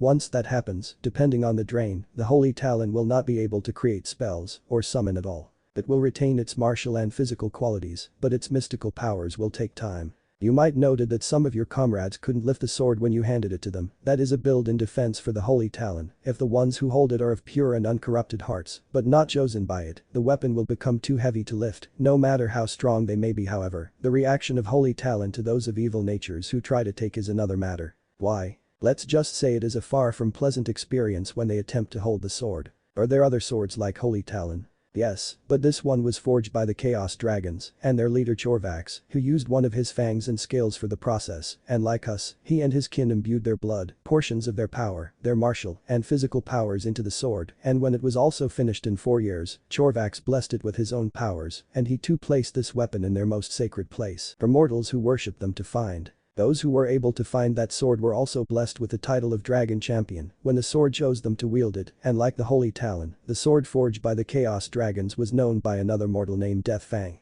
Death Fang possessed the same level of power as Holy Talon, but is imbued with dark energies and is corruption incarnate, wielding dark magic and evil energy. Like Holy Talon, it too can contain and release the essence of the previous dragon champions who wielded in generations past, allowing the current wielder to have the powers, skills, and abilities of those who used it before. But it is filled with hatred, malice, greed, corruption, anger, bloodlust, the desire to kill, subjugate, and dominate all life. Death Fang therefore does not make distinctions on its victims. It will kill anyone, regardless if they are good, evil, or innocent. All it does is obey the order of its wielder to kill without mercy. And as such, its wielder revels in death, bloodshed and warfare, becoming a merciless berserker. Years before, the last dragon champions who wielded both Holy Talon and Death Fang fought in Dragon's Basin, a large rocky valley, and in the end of the battle, the swords were sent far away by a maelstrom of magic, and judging by the fact you wield the Holy Talon, then both swords are here in your world. If that is the case, then you must be ready, wielder, for there will come a time that one from this world will meet the needs of Death Fang, and when that happens, the Chaos Dragon Champion will arise and seek you out. When it does happen, you must be ready. Naruto gulped when he realized that there was such another sword in existence here on his world, and that if it was ever found and chose a wielder, then everything was going to change, and certainly not for the better. But he was not going to back down, his way of the ninja would not allow it. He smiled and nodded. Don't you worry about a thing, Faldrin. I will be ready.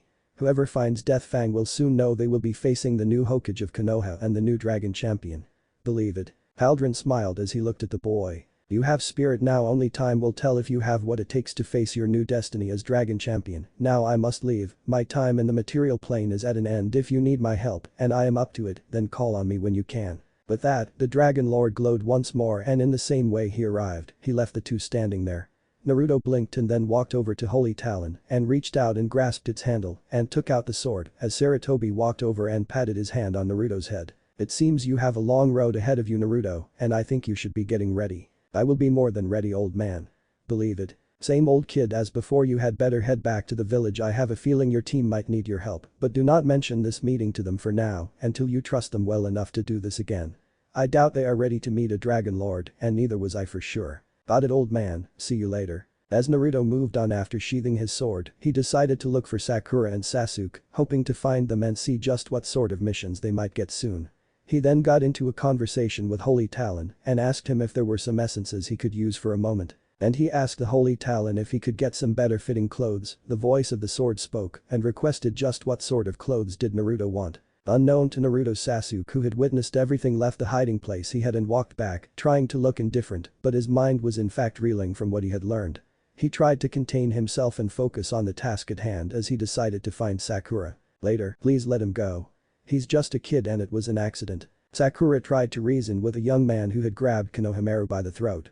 The young grandson of the third Hokage was currently playing with his two friends when they met Sakura, since Konohamaru had been told just to his rival for the title of Hokage, and friend Naruto was working with. He asked Sakura if she was Naruto's friend. This got Sakura's attention and she couldn't respond. Normally before Naruto's sudden makeover, she would have denied it and said that she worked only with Sasuke. But since Naruto's changes, she couldn't help but have strange thoughts in her mind, and despite her thoughts, she blushed a bit as she recalled Naruto's new look that was naturally misinterpreted by Konohamaru, and he asked if Sakura was Naruto's girlfriend. Naturally, Sakura didn't take too kindly to that and attacked Konohamaru, and she chased them around, and they ran into the two. One of them was dressed in black clothes and a hood and seemed to have something on his back wrapped in bandages. He also had purple paint on his face in a set pattern, like the ones worn by actors, and he currently was the one who grabbed Konohamaru by the throat. The other one was a blonde girl who had her hair in four short tails of some sort and had deep green eyes, and she appeared to be dressed in a different fashion from the male and seemed to carry a massive metal object that resembled a triangle of some sort. She does have a point, let the kid go, we're not here to be picking fights with children of all things. No can do, this kid ran into me and I'm going to make sure he's going to regret pissing me off. Konohamaru's comrades, who were Mogi and Yuden, were very afraid and Sakura didn't know what to do. From the way the two moved, she could tell that they were skilled and it didn't take very long for her to know just who they are. They appeared to be genin and from the land of wind as well. What's going on here? Sakura looked at. There was Sasuke who was carrying a pebble. Sasuke-kun. Help us, he's going to hurt Konohamaru. Sasuke knew who that was and moved forward and tossed up a small pebble up and down, and he spoke to the genin who still held Konohamaru. You might want to consider releasing the boy. No can do, I'm going to break this kid's body and make him really regret hitting me. The blonde looked at Sasuke and smiled a bit with a slight reddening on her face. Well, it seems the local cutie showed up. However, just as Sasuke was going to deal with a new arrival, a whistling sound was heard and Sasuke felt something coming at high speed and then dodged aside, and when he looked he heard a deep biting strike on earth, and when he looked, there was a sword buried in front of the ground before the one holding up Konohamaru, and he quickly recognized it. The Holy Talon. What the heck is? Before the one holding Konohamaru could finish his question, the sword disappeared and he then felt something under the tip of his chin. The moment he looked, the sword was poised right at his throat, and when he followed it, the sword was being held by someone in one hand. He followed the weapon and found himself staring at none other than Naruto Uzumaki, who was looking at him with controlled fury. The blonde ninja was now wearing a muscle shirt that was deep black with an orange vest with black and blue trim, and apart from the swirl on the left side of the vest, there was a metal dragon on the right, along with the symbol of Konoha being surrounded by a dragon. His left arm was covered by the long sleeves, and his right forearm was not covered, therefore his silver dragon tattoo, that showed his status as Holy Talon's wielder, was exposed. He was also wearing black pants that had flame patterns in orange, with his kunai pouch and his shuriken pouch as well, and he wore dark black sandals as well. He still had his Konoha forehead protector as well. That was the only part of his clothes that was the same as the clothes he normally wore. Boss. Naruto. Naruto didn't answer and pushed the blade forward, barely touching the skin and cutting it, but he made his threat very clear to the one holding his friend. You had better let go of Konohamaru right now unless you want me to drive this sword right into your skull. The blonde girl with the four tails took a very good look at Naruto and noted his features, namely the eyes, the face, the blonde hair and silver highlights. She also noted the muscles that were being shown by the tight muscle shirt and pants, and despite the tenseness of the situation, she couldn't help but blush in a deeper shade of red as she took in Naruto's features. Scratch that, this new guy's not cute, he's smoking hot. I didn't know the Konoha had such hot guys. The blonde girl wasn't the only one affected as Mogi blushed bright red and had hearts in her eyes, and even though Sakura tried to hide her own reaction, the new look Naruto had certainly added more power to his new features. Naruto turned and looked at his friend, but only at the corner of his eye, as he kept his eyes pinned on the one who had the grandson of Sarutobi in his grip. You okay, Konohamaru? I'm fine, boss, that was so cool. You've really got to show me that move someday. Naruto grinned a bit, but that faded as he looked his dragon-influenced gaze at the one before him, making the normally arrogant guy move back a step, much to Sakura's surprise, Konohamaru's admiration, Yuden and Mogi's awe and Sasuke's indifferent look. With that, Naruto relaxed his stance and pulled Holy Talon back, but only for an inch. You've got some guts to be holding my friend in that way. Who the hell are you two, and what are you doing here in Konoha? I don't answer that, brat, I'll take you out right now. But that the dark-dressed boy reached out for that object he had on the back of his body and placed it down hard, forcing Naruto to take a defensive stance with the sword placed backward in level height of his head for a swipe or a block and in a two-handed grip. What? You're using Karasu here? Naruto however was not going to back down as he relaxed his grip, so to control his sword more however, before things could get underway, he sensed a great deal of killing intent, much greater than normal around the level of Zabuza as well, and then he heard a voice. "Kankuro, what are you doing?" The people turned and so did Naruto, and he spotted a strangely dressed boy with what appeared to be a forehead protector like the other two, but unlike the blonde girl and the dark-clothed guy, he carried what appeared to be an entire gourd of sand. He had dark red hair, a character on his forehead that spelled love, and deep green blue eyes as well. There seemed to be markings underneath the eyes and surrounded the eyes as well, almost like a mask of some sort. He was using the tree walking technique to look down on the whole thing. Naruto didn't like the feeling he was getting from this guy and looked at the other two as the new arrival spoke. "You're an embarrassment to our village with that reckless action of yours." The girl seemed to be in panic, and the guy with the bandaged wrapped object seemed to become very afraid for some reason, as was evidenced by his voice and response to the new arrival. "Oh, Hokage Gaara." Sasuke looked at Gaara and was impressed. That guy moved real fast and so silently, only Jonin like Kakashi are that skilled, yet he seems to be a genin. The new arrival, whose name was Gaara, then directed his gaze at Sasuke and then at Naruto, which the genin and dragon champion returned in the same serious fashion. "Who's this guy? He's different but has the same symbol as the other two, and what's with that gourd?" The blonde one with the suit and sword, he moved very fast. "This guy needs to be watched." Back at Hokage Tower, Sarutobi looked at all the assembled Jonin, including Kakashi, along with the other Jonin, and Chunin as well.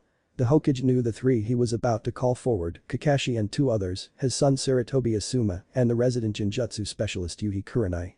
They were here to choose to have their respective teams, which included Naruto's classmates, to take the Chunin exams. "You all know you were all called here, as you see the rest of your fellow Jonin are here as well. It's the time of the year already. I guess I forgot all about it." Sarutobi Asuma sighed as he still had his cigarette in his mouth, though at the moment, it was not lighted. "I take it that the other countries and villages had been notified.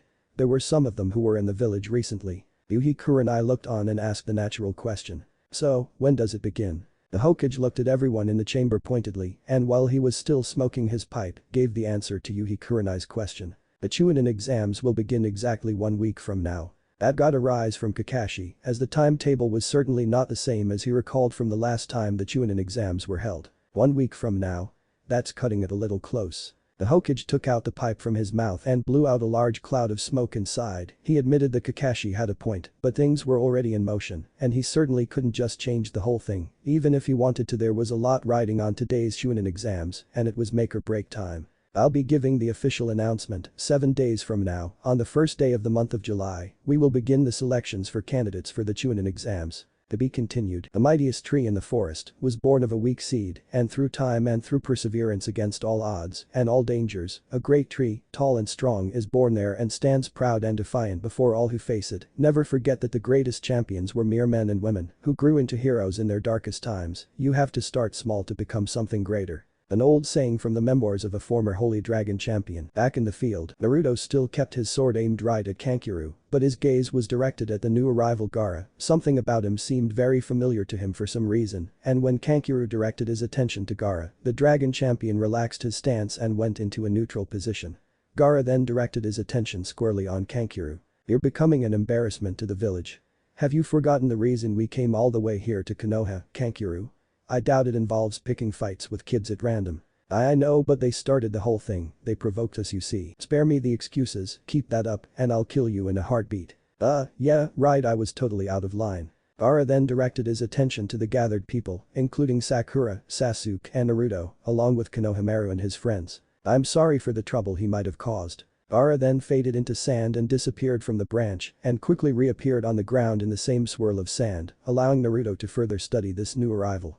He was then called by the voice of his sword. "There's something about that one, Master Naruto. I feel a source of evil buried inside of his body, and it might have a connection to his ability to manipulate sand and that gourd he carries. And that's not good, we'll have to keep tabs on him then."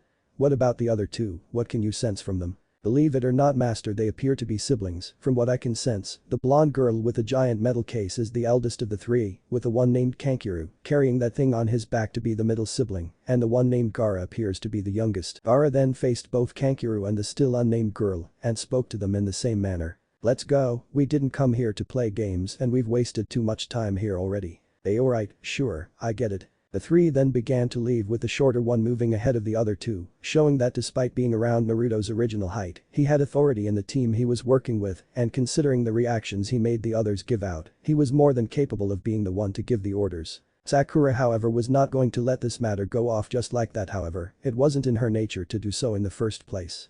She moved past Naruto and then spoke to the three. "Hold it, you three." The girl in the team was the one who answered for the rest of her group. "What is it? I can tell that from those symbols you have on those forehead protectors, you're genin from the hidden village of the sand. Well, it's true that the land of wind and the land of fire are allies, no ninja from one village can come to another without a special reason, so why are you here? You really don't know? Have you guys been living under a rock or something? Of course we have a reason for being here in Konoha, and we are genin from the village of hidden sand, and we're here to take part of the Chunin exams. Get the idea now why we're here?" Konohamaru then spoke as he recalled the things his grandfather taught to him about traditional events being hosted in villages such as Konoha. "Oh yeah, that's right. This is supposed to be the time of the year for the Chunin exams. The Chunin exams is a special occasion where all genin will be able to enter, and if they pass well, they get the rank of Chunin, which is a step closer to being Jonin, and even better you can be closer to being Hokage." Sakura was a bit surprised. In truth she had heard about the Chunin exams being held, but she certainly wasn't aware of them being held at this time of the year. She had thought that they would be a few months more from now. Naruto had to smile at that as he knew that the sound of all that is great news, namely since he was interested still in becoming Hokage, apart from taking his place as a dragon champion. However, he still needed to know a bit more about just who these three were, namely the one with the gourd. But that in mind, he moved forward and called out. "Hold it, you three, you might as well tell us your full names, so we'll all know just who you are." The blonde turned and gave Naruto a sly and suggestive smile that made him raise his eyebrows at that, and she spoke to him. "Do you mean me? Why not? After all, it is considered a courtesy for the ladies to go first." "Ladies first, huh? You're a gentleman. I've never been called lady before. For you handsome, I'll be more than happy to give you my name. I'm Tamari." "Greetings to you then, Tamari. I apologize for the situation before as well, and I guess I should say welcome to Konoha, and I hope that you enjoy your time here during the Chunin exams. The food's really great here, namely the ramen. You should try some when you get the chance." Tamari smiled back slyly at the greeting and invitation and was about to reply to Naruto until the one named Kankuro turned and glared at Naruto. "Hey you. Don't get any bright ideas, you're not worthy of attention from my Kankuro.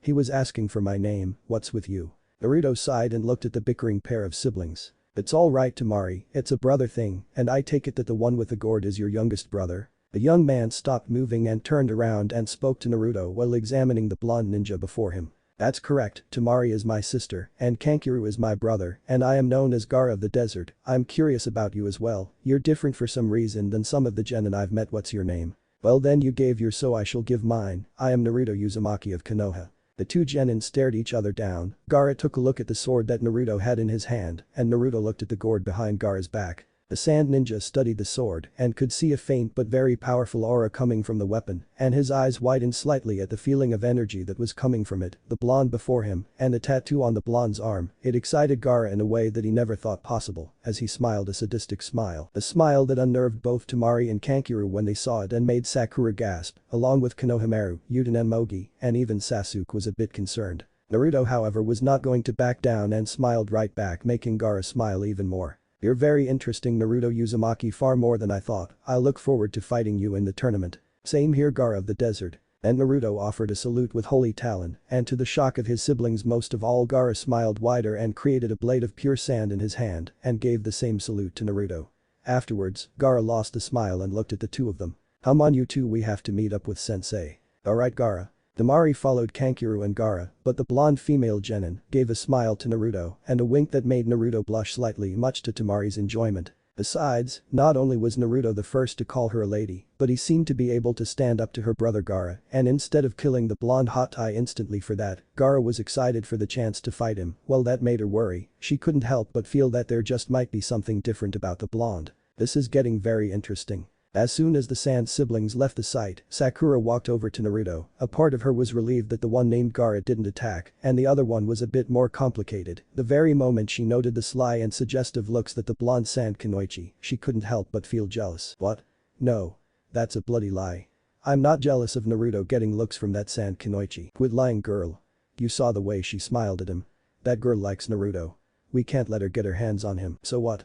Okay, I admit Naruto's cute now." "Not cute girl, he's hot as in smoking hot." "Shut up. You okay Naruto? I'm fine Sakura-chan, are you alright? Sakura didn't answer at first as she found herself staring at Naruto's blue eyes, which appeared to be in a much deeper and more attractive shade of blue and tinged with deep silver edges around the irises. Despite herself, she was getting herself drawn into those eyes. She managed to rein in her thoughts and actions and spoke in answer to Naruto's question. I am fine, thank you for asking. Hey you two, are you all fine? Naruto and Sakura turned to see Sasuke walked over and he still managed to keep his now considered normal look. But in truth, Sasuke was seething as he saw how skilled Naruto had become. Not only was he able to move with considerable speed, when he tossed the sword, he was able to avoid hitting either the grandson of the fourth Hokage or the others, and he was moving at such a speed that it rivaled Haku's easily. Yeah, we're all fine Sasuke-kun. Naruto merely looked at Sasuke and decided not to think about it for now. However, the recent bits of information that were told to him did give him some new things to think about. However, he decided that it would be far better that he got all the facts right before he made a decision.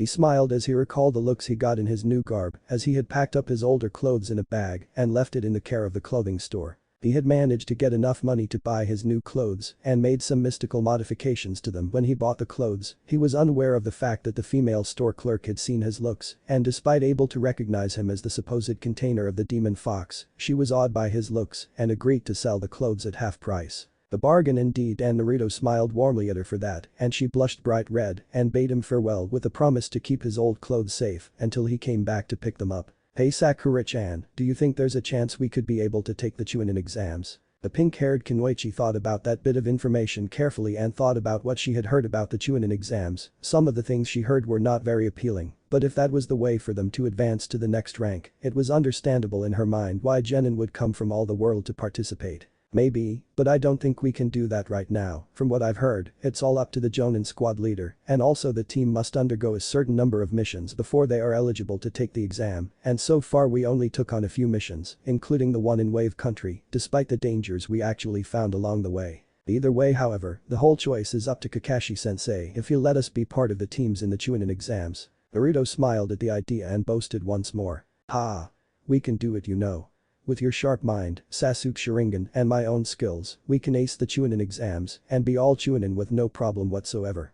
Besides, it'll be awesome to meet all the genin from other countries and villages and see what they've got so we can really test ourselves. I can bet that there's some really tough genin teams out there and with them all coming here for the exams, it's going to be one hell of a few days or a week if we're really lucky. I am so into this. Sakura was surprised at the excitement Naruto had, and even Sasuke was taken aback by Naruto's actions and words as well, and despite his growing dislike for Naruto, the Uchiha couldn't help but smirk slightly at the idea. Besides, if what he heard was true, he would no longer have to go out on missions if all the other hidden villages genin were coming here to Konoha. Plus Naruto did have a valid point that many opponents would certainly be a good test of the Sharingan he had with him and allow it to grow. For once dope, I agree with you. Sakura was surprised at that statement and so was Naruto as the blonde ninja and dragon champion looked at his dark-haired teammate with surprise. Did Sasuke just agree with me? That's a first. Sakura looked at her two teammates and mentally sighed in relief at least they were on the same page today and that was a seriously wonderful blessing in her mind considering how they act towards one another before. You do?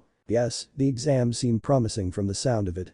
Naruto, Sasuke-kun, I know you guys are eager to go in, but we still need to wait for Kakashi-sensei's decision if he's going to let us take the exams. Sasuke nodded as Sakura did have a point in that regard. Well either way, I'm ready to give the Chunin exams a shot if we get the go signal. I'll see you guys later, I've got to go home and deal with some matters. As Sasuke left, Naruto then spoke to Konohamaru. Hey Konohamaru, can you do me a favor? Sure thing boss. Name it and the Konohamaru Corps will get right on it. I want you to go by the Hokage Tower and ask your grandpa on when the Chunin exams are going to start. I want to know just when it starts so I can have plenty of time. Time for what boss? Why to train of course, no way am I going to join the Chunin exams without an edge. Oh yeah, if you run into my Jonin sensei, get the info on where he'll want to meet with us on the off chance he lets us into the exams. That'd be OSS1 come on guys, let's get going. Naruto smiled at Konohamaru as the kid rushed off to do as he asked of him, with Mogi and Yuden coming along as well. He then turned and noted a good deal of worry on Sakura's face. He was surprised and worried about Sakura and walked over to his pink-haired teammate. Sakura-chan, are you alright? I don't know about the exams, I don't think I can keep up with you two. Keep up? What do you mean? Look Naruto, you've changed not just physically, but your powers have grown and Sasuke-kun's an Uchiha after all, and sooner or later, he can use the Sharingan. Me? I don't even have a signature jutsu like you two, you have the Kage Bushin, and Sasuke-kun has the Uchiha clan jutsus, I don't have one. Both of you have far better chances at passing the Chunin exams than me. Don't say that, Sakura-chan. Look, I might have the new look, the garb and the abilities and well, the sword, but I'm still me, okay? We started as a team and we have to end as a team. I'm not lying about your sharp mind, you know, you've got more brains than me, and I can bet Sasuke doesn't have the same intelligence as you. You've got an edge, keep up your spirits, cause I like it better when you're fired up and eager, cause that's the Sakura I know. Sakura didn't know what to say to that, and she couldn't help but smile a bit and nod a little. But before anything else could be said, a growl in his stomach told Naruto and Sakura that he had apparently skipped breakfast, making Naruto blush and scratch his head as he looked an apology to Sakura. I'm sorry, Sakura-chan, but I haven't eaten a thing since this morning, so I've got to go. Besides, just take a break and relax, we've got plenty of free time, so just relax, okay? Sure. Unknown to Naruto and Sakura, they were being watched by 3 other genin, but they were not of either Konoha or that of the sand, but a totally different village. They were dressed in a different manner of dress, one of them wore a forehead protector in a face guard format and had wild, spiky hair, the others wore the usual headband-style forehead protectors, but were different. The only female of the bunch appeared to have long hair that reached to her ankles, while the other male had his face wrapped in bandages and had only the right side of his face and his right eye exposed. They appeared to have a set of clothes that were in the scheme of camouflage clothing, while the one with a bandaged face had a long-sleeved tunic that covered his arms and a massive fur-like item on his back. The spiky-haired one looked at the sight and spoke to the one in bandages. So what do you think, Dosu? Nothing special today's Aku, just weaklings. However, that blonde kid with the sword, the Uchiha kid, and that rat from the village of Hidden Sand, they are a far different breed, we're going to have to keep watch on them. Then the Hokage Tower. Alright, then we need to start the selection of viable genin candidates for this year to participate for the Chunin exams, so to start it off, I would like the current genin rookie team leaders of this year's batch to please step forward. Sarutobi looked on as the 3 jonin in question stepped forward. Naturally, this included Hada Kakashi, Yuhi Kurenai, and Sarutobi Asuma. The 3 jonin were exceptionally gifted ninja, and the elder Hokage knew that to be true for Kakashi. After all, he had become a Chunin at half Naruto's age. Kurenai was the village's top ninjutsu specialist and a skilled kunoichi of her own right. And his son Asuma was very talented as well, not only with his trench knives, but his other skills and talents that he honed over the years. Now then, Kakashi, Kurenai, and Asuma, what do you say? Do the 3 of you have any genin in your respective teams who you believe have the potential to be candidates for this year's Chunin exams and wish to recommend, despite their relative inexperience? As you 3 are aware, any genin who has officially taken part in 8 or more missions is already considered technically eligible for entrance to the Chunin exams. Beyond that requirement, only you have the authority to decide if they are ready, though most genin require a longer training period and twice the number of missions specified. Iruka did not really like the situation that much. There's really no need to talk about this, it's still too early for their teams to be in the Chunin exams to begin with. So, what do you say, Kakashi? You being first. The silver-haired jonin already had an answer to that. He knew that while others might see his move as dangerous or insane, especially Iruka, he had a feeling that his team, all of them, were going to really shine this year and he was going to let them take this chance. With that in mind, he gave his answer to Sarutobi. I lead Squad 7, and its members are Sasuke Uchiha, Naruto Uzumaki, and Sakura Haruno. I, Kakashi Haddock, recommend all 3 genin to take part in the Chunin selection exams. Iruka gasped that statement. Yuhi Kurenai also took the same stance as she spoke. And I lead Squad 8, and its members are Hinata Hyuga, Kiba Inuzuka, and Shino Aburam, and I, Kurenai Yuhi, recommend all 3 for the Chunin selection exams. And I lead Squad 9, and its members are Shikamaru Nara, Choji Akamichi, and Ino Yamanaka, and I, Sarutobi Asuma, recommend all 3 for the Chunin selection exams. The reactions of the Chunin in the room were very much understandable, as they had not expected this action in a very long time. It wasn't often that genin who were merely rookies were all sent to the Chunin exams. Iruka, on the other hand, was the only one who was against the whole thing. Just a darn minute. Lord Hokage, I must protest on this course of action. The 3 jonin faced Iruka and so did the 3rd Hokage. Sarutobi had a feeling that with the announcements that Kakashi, Kurenai, and Asuma made that sooner or later, someone was going to protest, and it made sense that the one who would was Iruka himself. The scarred Chunin stepped forward as Sarutobi spoke. Yes.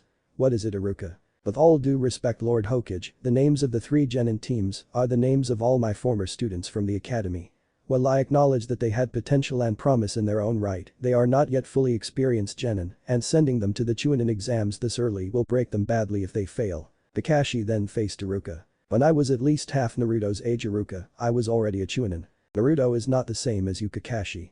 He is himself, and while he may be no longer under my care, he is still my student. I understand that this is not what you expected, but the three of them have wanted a chance to prove themselves, and the Chunin exams are the best choice at this moment. A little pain, though not too much of course, will be a good lesson for them. What? Kurenai was not liking the situation all that much between Iruka and Kakashi, and she made that clear as she stepped into the situation. You've said enough, Kakashi, that's enough for now. Not really, Kurenai, I will say this, Iruka, you should know that the day they left the academy, they were no longer your students, they are mine, namely Naruto. Iruka glared, and so did Kakashi, but the Jonin softened a bit and gave a slight smile. Besides, considering certain events in their performance and missions, namely in Wave Country, I have no doubts that Naruto is already ready to participate in the Chunin exams, don't you think so? Iruka looked on with stunned eyes as he knew what Kakashi was referring to.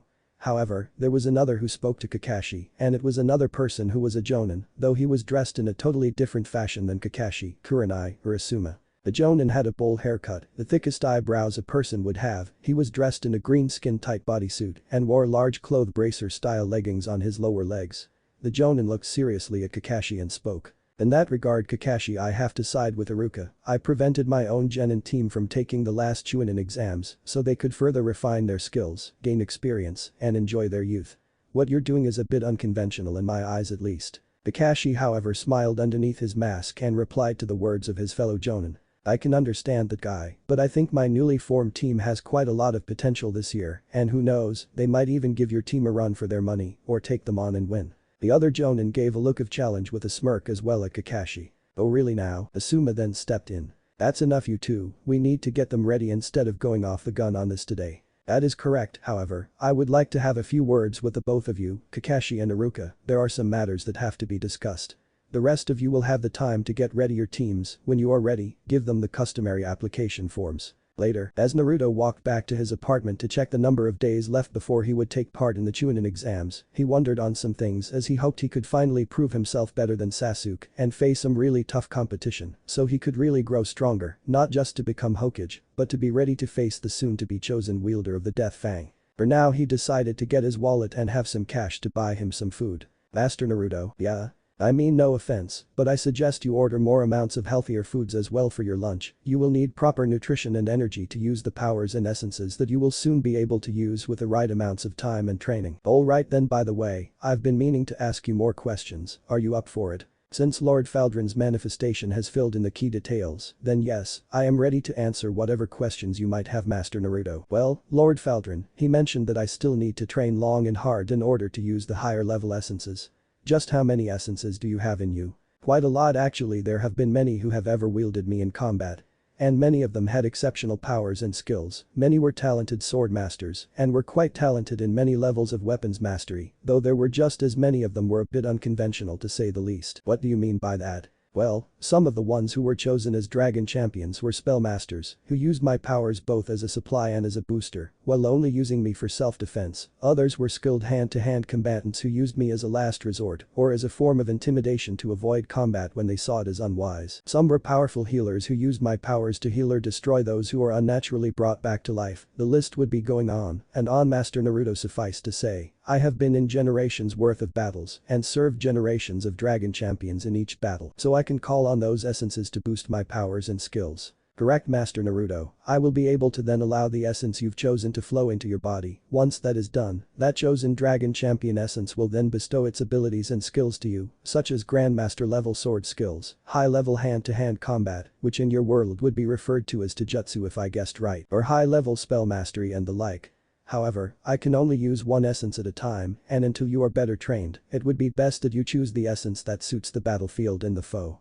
And the essences of those you can use at the moment, which are limited right now. Wow, there is one more thing I need to ask you. What would that be, Master Naruto? Lord Faldron mentioned something about me being able to call dragon allies, what are those? Well, many dragons who contributed their powers in my creation, as you might have guessed, also contributed their own blood into my forging. Not only has this given me mystical properties and physical properties, but with the right energy I can actually create a living, breathing dragon to come to the aid of my wielder, such as yourself, Master Naruto, and since I chose you and obey your commands, those dragons will obey only you in effect and will aid you well. However, the only one of my creators I cannot perfectly create or sustain is my father Lord Feldrin. I can do it, but it is the most taxing of the dragon allies I can call upon. Therefore I recommend summoning Lord Feldrin's familiar on only the most dire of situations, and I can only summon a handful of dragon allies as well, so I can't raise an entire flight of dragons in a moment. Whoa, wait a minute, you can summon a living, breathing dragon, you've got to show me how it's done. You wish it now, master? Of course I do, this is going to be cool.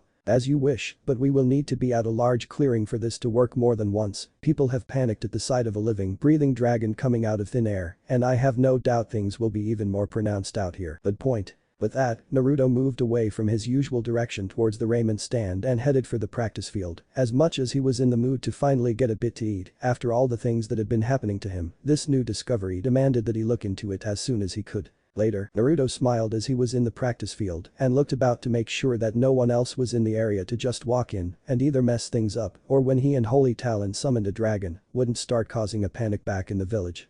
As soon as he was sure that no one else was around except him and his sword, he spoke to Holy Talon. We're all clear, so how do you actually go about summoning a dragon? That's the real trick, Master Naruto. I want you to make these symbols with your hands and fingers and focus on me and I will channel the energy. Once that's done I can take care of the rest, at least at this stage. Naruto followed the advice and began to make movements with his hands and fingers. They then glowed in a gentle green light and the symbols he made hung in the air and began to move in a unique pattern that resembled a circle that then placed itself on the ground. Once they did, they seemed to create a gentle glow and a humming sound. Now say this phrase, born of earth, born of fire, born of air, born of water, in harmony with the world of the material and the immaterial. Servant of all that is good and kin of the holy dragons, I call you forth to me in peace or war, come forth summoned one. When you do, stab me into the ground, I will do the rest. Naruto nodded and did as Holy Talon instructed him to do, and when he said the phrase and stabbed the Holy Talon into the ground, the sword glowed brightly and the ground in the middle of the circle formed by the symbols began to turn into a glowing white liquid, and from that liquid arose a dragon. The dragon that was summoned was smaller, about the same size as a one-story house, but was long, nearly 16 feet from the tip of the snout and the tail. It was smaller than Feldrin, but was no less beautiful as it had shimmering blue scales that resembled a pure and clear ocean and were smooth and in a flowing pattern. The head was shaped in a very unique fashion, and there were no horns on the head, but long fins on either side of the head and several whiskers near the nose and upper lips. The wings on the dragon were the same as that of the birds and had feather-like scales on it and even feather-like parts on the edges. It had 4 limbs that acted as legs, and it too had claws, though shaped like those of the hawks used by the village as messengers. The tail end was smooth and well-shaped, and the tail tip was covering in what appeared to be frills that were shaped like a bird's rear feathers, and a small row of bone-like knobs lined its back and neck all the way to the tail. And to the blonde's amazement, there appeared to a saddle of some sort on the dragon's back that could hold 3 or 4 people, along with a harness and reins. The dragon turned and its eyes were in the color of melted copper, and it also spoke to Naruto as he looked on in awe, showing sharp but small yet no less lethal teeth. Greetings, wielder, I am here as you command. Who are you? My draconian name is Long Wielder, but you can call me Kale Skyrunner if you wish, or merely Kale, if that suits your tastes more. Hey Lai, well, I wanted to see if I could really summon a dragon, and I guess I can, but why do you have a saddle of some sort on your back? I am what you might call a sky dragon mount, young wielder. It is my duty to carry a dragon champion to a battle when traveling by land is too dangerous, and his presence is direly needed, along with 3 companions, or if his foes are in the skies above him or her. Naruto was in awe as he walked towards Kale and placed Holy Talon back into its sheath. His awe got the better of him, and after some difficulty, he sat in the saddle and got used to the feeling of it.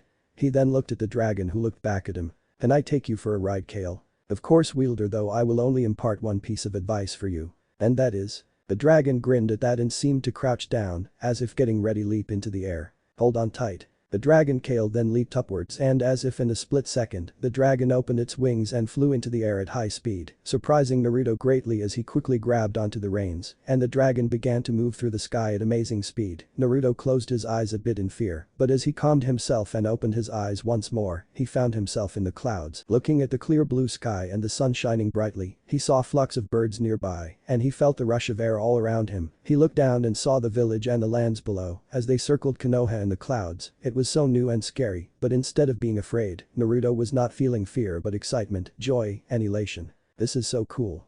I'm actually flying in the sky. I hope you are ready for some quick aerial maneuvers, young wielder, because this is merely the warm-up flight.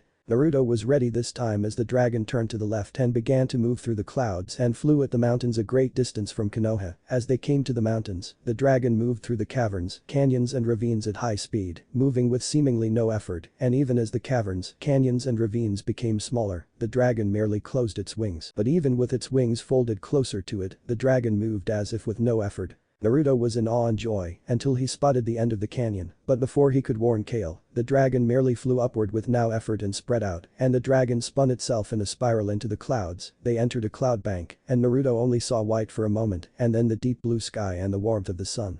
The dragon then made several zigzag flight patterns, loops, through the clouds, and with climbing runs and dives in between. They then came to the coast in only a few moments, and the dragon flew to the water, and the power of its flight merely feet from the surface created waves, and even dolphins leaped out of the water to follow the dragon as it flew overhead. Hale then flew back to land in a spin and flew to the right, and then repeated the same trip through the mountains, and Naruto couldn't hold on to his elation anymore as the two of them moved about over Konoha. He realized that no ninja from Konoha or anywhere else for that matter was able to ride a living, breathing dragon and to fly in the skies with absolute freedom like he was at this very moment, and to know that was enough to make the blonde ninja shout out in pure victory as they were once more over Konoha. The The blonde kid was shouting, whooping, and cheering as the dragon took him all around Konoha in the sky, and they even did corkscrew climbs and dives every chance they got, and the blonde's elation was really getting higher as he shouted out his pleasure at this new dimension of his gifts from the Holy Talon and his status as a dragon champion, unaware of the fact that his whoops and shouts were already causing quite the commotion in the ground below him as the growing number of genin coming into Konoha, along with the various officials and leaders, were all looking for the noises that were seemingly all over the place. In the Hokage's personal chamber. Well, Naruto is certainly getting into the spirit of things. He's actually flying in the sky above us on a real living and breathing dragon. Kakashi said with apparent awe as he, Iruka, and Sarutobi watched from the Hokage's personal viewing sphere. The Jonin and the Chunin were told by Sarutobi what had transpired, then he had spoken with both Faldrin and Naruto when he was alone with them. They were stunned at what they were told, and it was then that Sarutobi was told of strange shouting noises all over the town that they looked in the sphere. Unbelievable, so that's a real dragon. Iruka said with awe at the sight of his student Naruto actually riding one right above his head. The Chunin looked at the dragon as if trying to convince himself what he was seeing was the real thing and not some elaborate illusion. It seems that Naruto has decided to experiment with the powers of Holy Talon. And from what its chief maker, Faldrin told me, that is just one of the gifts Naruto has been given with his being the chosen wielder of Holy Talon and the new dragon champion.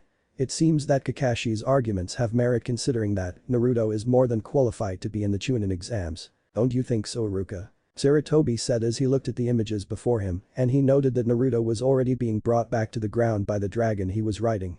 The way Naruto acted showed that he was becoming more skilled with his newfound powers and abilities, telling the third Hokage that Naruto was truly changing. They all watched as Naruto got off the dragon with a warm smile, and the dragon faded back, and Naruto went straight to the raiment stand's direction. I guess, oh Lord Hokage, so forgive me for acting the way I did before. I know Naruto is strong and full of potential, as are the rest of his classmates from the academy, but still it's not exactly easy on me as I have been their teacher for a long time. Kakashi nodded at that. No one here is disputing that, Iruka, but Naruto is craving a challenge to reach his dreams, and the Chunin exams are the closest chance he has now. If we deny him that, then he would never be able to grow up to be the ninja he wants to be, and if what the Lord Hokage said is true, he will not be ready if the Death Fang does awaken and find its own wielder. The same could be said for all your former students as well. Their time to shine has come, and the Chunin exams will prove to be the best chance they have. Iruka sighed as they watched Naruto get off the dragon and bid it farewell as it faded away, and the blonde went back to the village to his favorite food stand. He's really going to be happy when you tell him this, Kakashi. Don't I know it? In the Ichiraku stand, AM was still looking at Naruto wide-eyed as the blonde ninja was gulping down his third helping of ramen.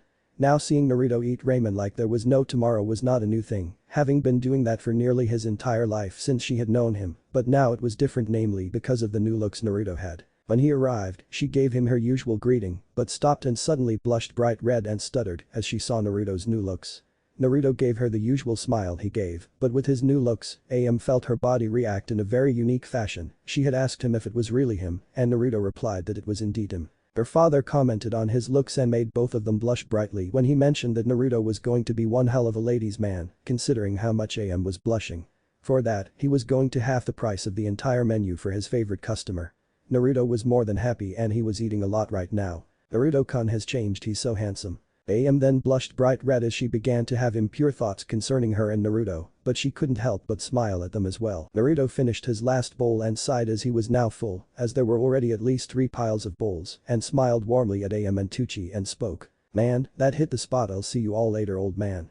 "See you, AM-san." "Bye, Naruto-kun." Tucci smiled slyly at Naruto and then to his daughter, who was still blushing bright red as she had her eyes on the blonde ninja. "Careful, AM, Naruto may be a genin and an adult in the eyes of the law now, but he is still a kid, though give him a few years, and if he gets even better looking I don't mind at all if you do the mattress dance with him.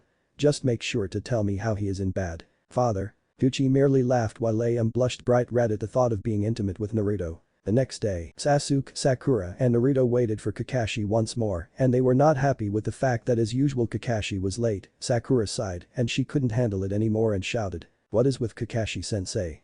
He's always late. Every time he sets the time, he arrives late. I woke up early and had to eat light for this sort of thing." "Easy, Sakura-chan, I've had it worse. I had to skip breakfast entirely." Sasuke sighed at his 2 teammates and then looked upward as Kakashi showed up and greeted them in his usual fashion, which once more included another flimsy excuse for his tardiness. "Hi there you 3, sorry I'm late. I ran into a black cat along the way and had to take the long route." "You're late, you liar." Kakashi leaped off the archway and got down to business as Sasuke walked over to the rest of the team. "Well, now I've got good news for you 3. I know it's a little sudden and you 3 do need to train more and get more experience, but I have selected you 3 to take part on this year's Chunin exams." Sasuke smiled widely at that, and Naruto's eyes were in saucer-shaped mode as he was in awe. Sakura gulped a bit but smiled as she recalled that she had her own talents and kept her cool. "These are the application forms that officially place you as Chunin exam entrants." "Application forms." "Stop repeating my words, Sakura, now listen up. You have to be in room 301 on the 3rd floor in the academy once you sign them, and just so you all know, this is all purely voluntary. If you feel that you're not ready or qualified to take the exams, then you can wait for the next year's Chunin exams." Naruto was happy and made it obvious as he hugged Kakashi. "You're the best, Kakashi-sensei. Now this is a real challenge." The Jonin expected that from Naruto, but it was a bit uncomfortable for him. Not to mention the fact that Naruto's enhanced strength, while not that painful, was unexpected to say the least. "Stop that, Naruto, or you'll start drooling all over my vest." "Oh, sorry." Naruto released his grip on the Jonin and was laughing out loud. "Easy there, one more thing. You 3 have 5 days before the start of the exams start, so think long and hard on this choice of joining the Chunin exams. This is a serious matter, and when you step in, you can't back away from it, so choose wisely. Since that's it for today, I'll see you there at the academy. You guys are dismissed." As Naruto walked back to his home, along with Sakura and Sasuke, he was having a fun time thinking things over. "This is so cool. I am going to face some really tough guys, and I can't wait. I might even fight Gaara in combat, not to mention Mr. Attitude himself. This is going to be one heck of a few days." Sasuke thought in his own way on the Chunin exams. "This will be a good test of the Sharingan, not to mention fighting those ninja, namely that one with the gourd, and I will finally get to see just what else that sword Naruto has to offer." Sakura, however, thought about what she should do. She was worried, but she wanted to prove that she was a good ninja of Konoha, but she had enough time to get ready for the exams and enough time to prepare herself for whatever the exams had in store for her. After all, she had 5 days to prepare. So despite her worries, she was ready to back up both Sasuke and Naruto. As time passed, more and more genin from different villages arrived on the scene, and as the days passed, the genin and their jonin leaders were all given accommodations for their stay in the village of Konoha. Naruto himself was busy studying a number of fighting styles involving swords, taijutsu, spells, and refining his use of Kage Bushin, all under the training and advice of Holy Talon, along with using the essences of the dragon champions that he could access at his current skill level and capacity. Sasuke was busy refining his own skills, though he used the Sharingan more often in order to better use its abilities and to further improve it for battle, while Sakura was busy working hard on what she could in order to support her 2 teammates. In another part of the Konoha training ground, "Did you hear? We're going to have first-year genin from the academy this year, all of them are rookies. That hasn't been done in 5 years." The training dummy made of straw was the day's target as it had a large number of kunai and shuriken embedded in it. A hand wrapped in bandages was near it. "No way, I bet it's just a bunch of jonin getting in to boost either egos or get a kick out of it," a female voice said, and the voice belonged to a woman wielding a kunai in one hand and with surprising skill, began to flip the weapon and spin it about without being cut at all. "No, it's a bit more interesting than that. Tenten 3 of those students happen to be from Hada Kakashi's team, and I happen to know that they happen to be the only team that has ever passed in his bell test. The first voice belonged to a boy who wore the very same garb as the Jonin named Guy, so much so that he even had the very same haircut as the Jonin and had bandages on his other arm as well and wore his forehead protector, which had the symbol of Konoha, but in a belt style, similar to Guy, so much so that he might as be Guy's own son. Really? Are you sure of that, Lee? I'm positive. The girl known as Tenten was ninja as well, dressed in a sleeveless dress and wore deep green pants with sandals. She had her forehead protector with the Konoha symbol in the normal style and had her hair in a style that meant that most of her no doubt long hair was well placed to stop flowing about, and it seemed that her longer hair was made into two buns on the side of her head. I see, that's certainly interesting information. I hardly think it's that interesting, Niji. Tenten wasted no time and threw the kunai in her hand and struck the target just above the head of the one named Niji, who was dressed in a thick jacket with clasps and wore his own forehead protector with straps on his sides. He had eyes that seemed to be devoid pupils for some reason and was pure white, yet he seemed to be able to see with as much clarity as the two others who were with him. Either way, it's going to be too bad for them. The next day, where's Sakura? It's not like her to be the late one this time. Naruto asked as he looked about for their pink-haired teammate outside of the academy. He and Sasuke had arrived at least half an hour early to get ready for the exams, but it seemed that they couldn't go in yet until Sakura was with them. I'm not sure where she is, but she'll be here, so don't worry about that. It was then that both Genin turned to see their pink-haired teammate as she came running towards them. Naruto smiled and Sasuke sighed a bit and looked on. Sakura stopped and gasped a bit as she tried to catch her breath. As soon as she was able to get her breath back, she gave an apologetic look to both teammates. Hi Naruto-kun. Sasuke-kun. Sorry I'm late, I had to help my mom with some grocery items when she got back from the market. Naruto gave his usual smile and nodded as he spoke. That's okay Sakura-chan, you made it here anyway, so let's go. As the three of them made their way to the third floor, they noted something odd. Naruto wondered what that was about, and so did Sasuke and Sakura, and they quickly figured it out that there must be Genjutsu in the area. They then spotted a large number of genin who were gathering about in the area before them. What's going on here? Naruto asked as they got closer. Sasuke nodded and spoke. The only way we're going to find out dope is to see for ourselves, right? Quit calling me that. The three of them arrived to see a strangely garbed boy with even stranger haircut and bushy eyebrows get knocked back by a pair of Konoha genin, one of whom appeared to be armed with large versions of kunai, the other had his Konoha forehead protector in the way of a bandana of some sort. Naruto quickly noted something odd about that and whispered to Sasuke and Sakura. There's something odd about those two, I can't say for sure why I think so, but I do. Sakura looked and nodded at that, she too noted that and quickly analyzed the situation. That must mean that they're the ones who's got the Genjutsu set up on this floor, and considering that, they must be Chunin in disguise. They're usually the ones who handle a good portion of the Chunin exams, from what I've heard. Sasuke nodded and smiled a bit. So I guess it's time we end this test, they must be the ones to determine who's willing to go far enough to be a Chunin. Naruto grinned as well. Then it's their lucky day then cause here comes Kakashi's Team 7. The three stopped whispering as they made their way through the crowd as the two rowdy genin, Chunin in disguise, made comments to the genin they knocked over and his female companion.